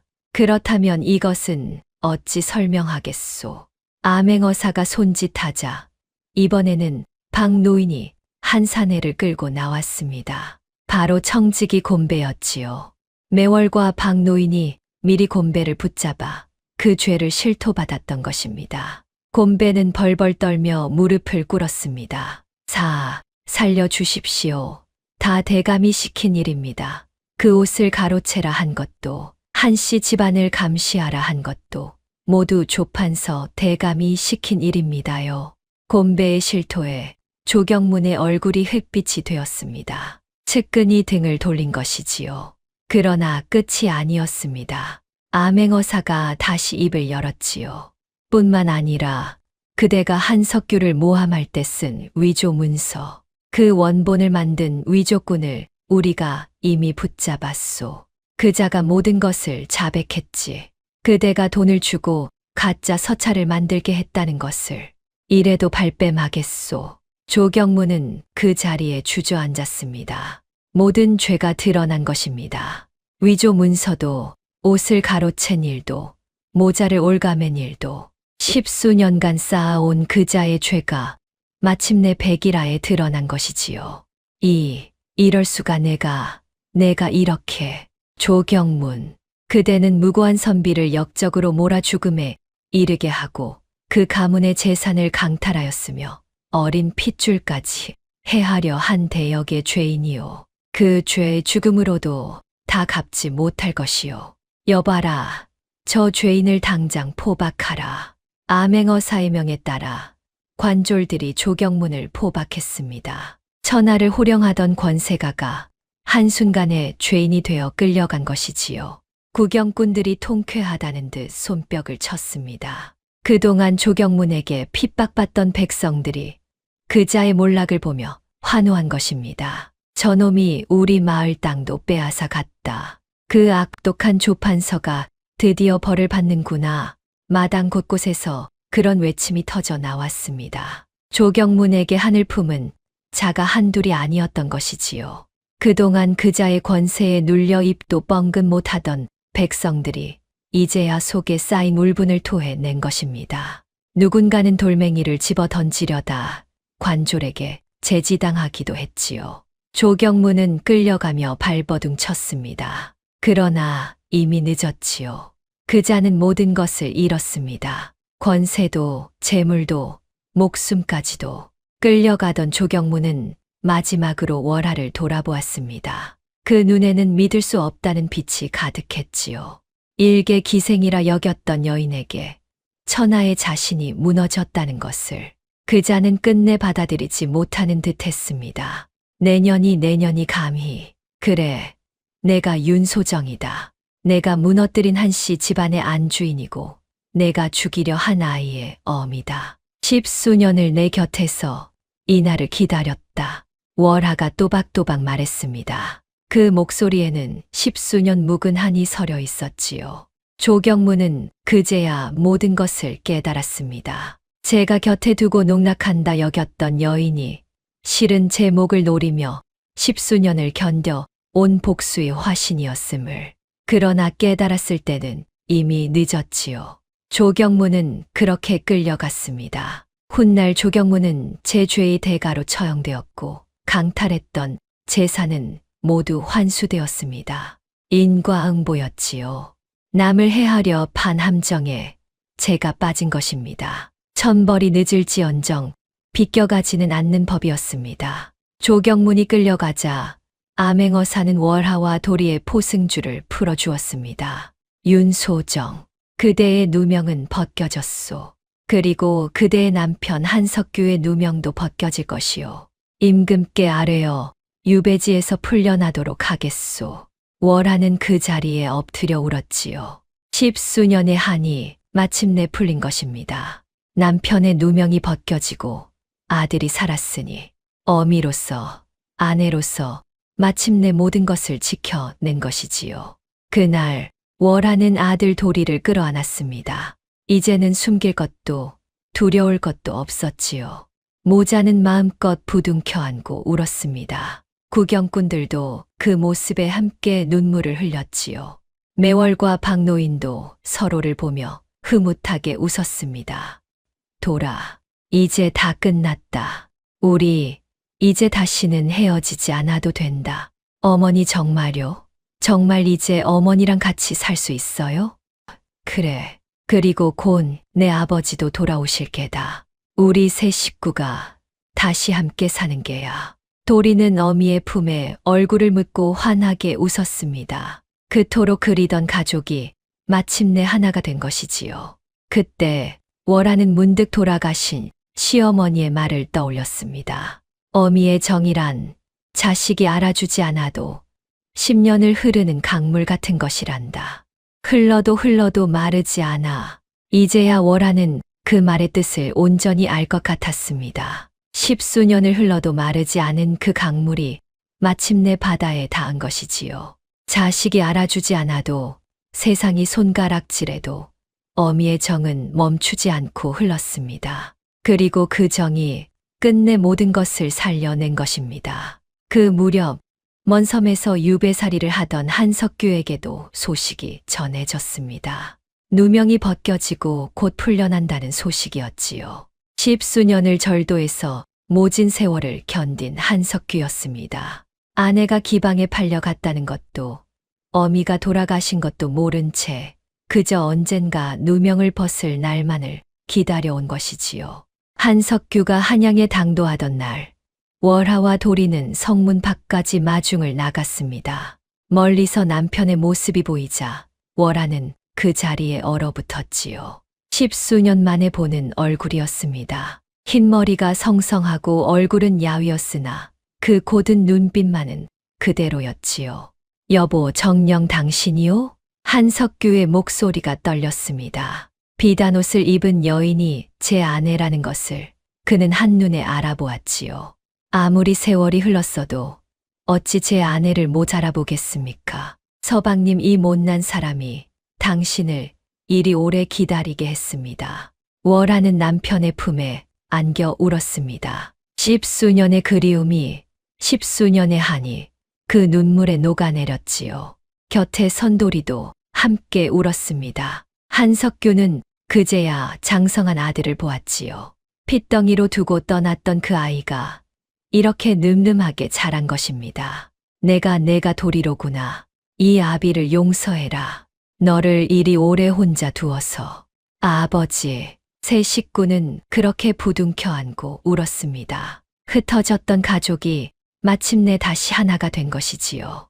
지켜보던 사람들도 모두 눈시울을 붉혔습니다. 세월이 흘러 한석규는 유배에서 풀려나 집으로 돌아왔습니다. 누명을 벗고 명예를 되찾았지요. 빼앗겼던 땅도 모두 돌아왔습니다. 흩어졌던 가족은 다시 하나가 되었지요.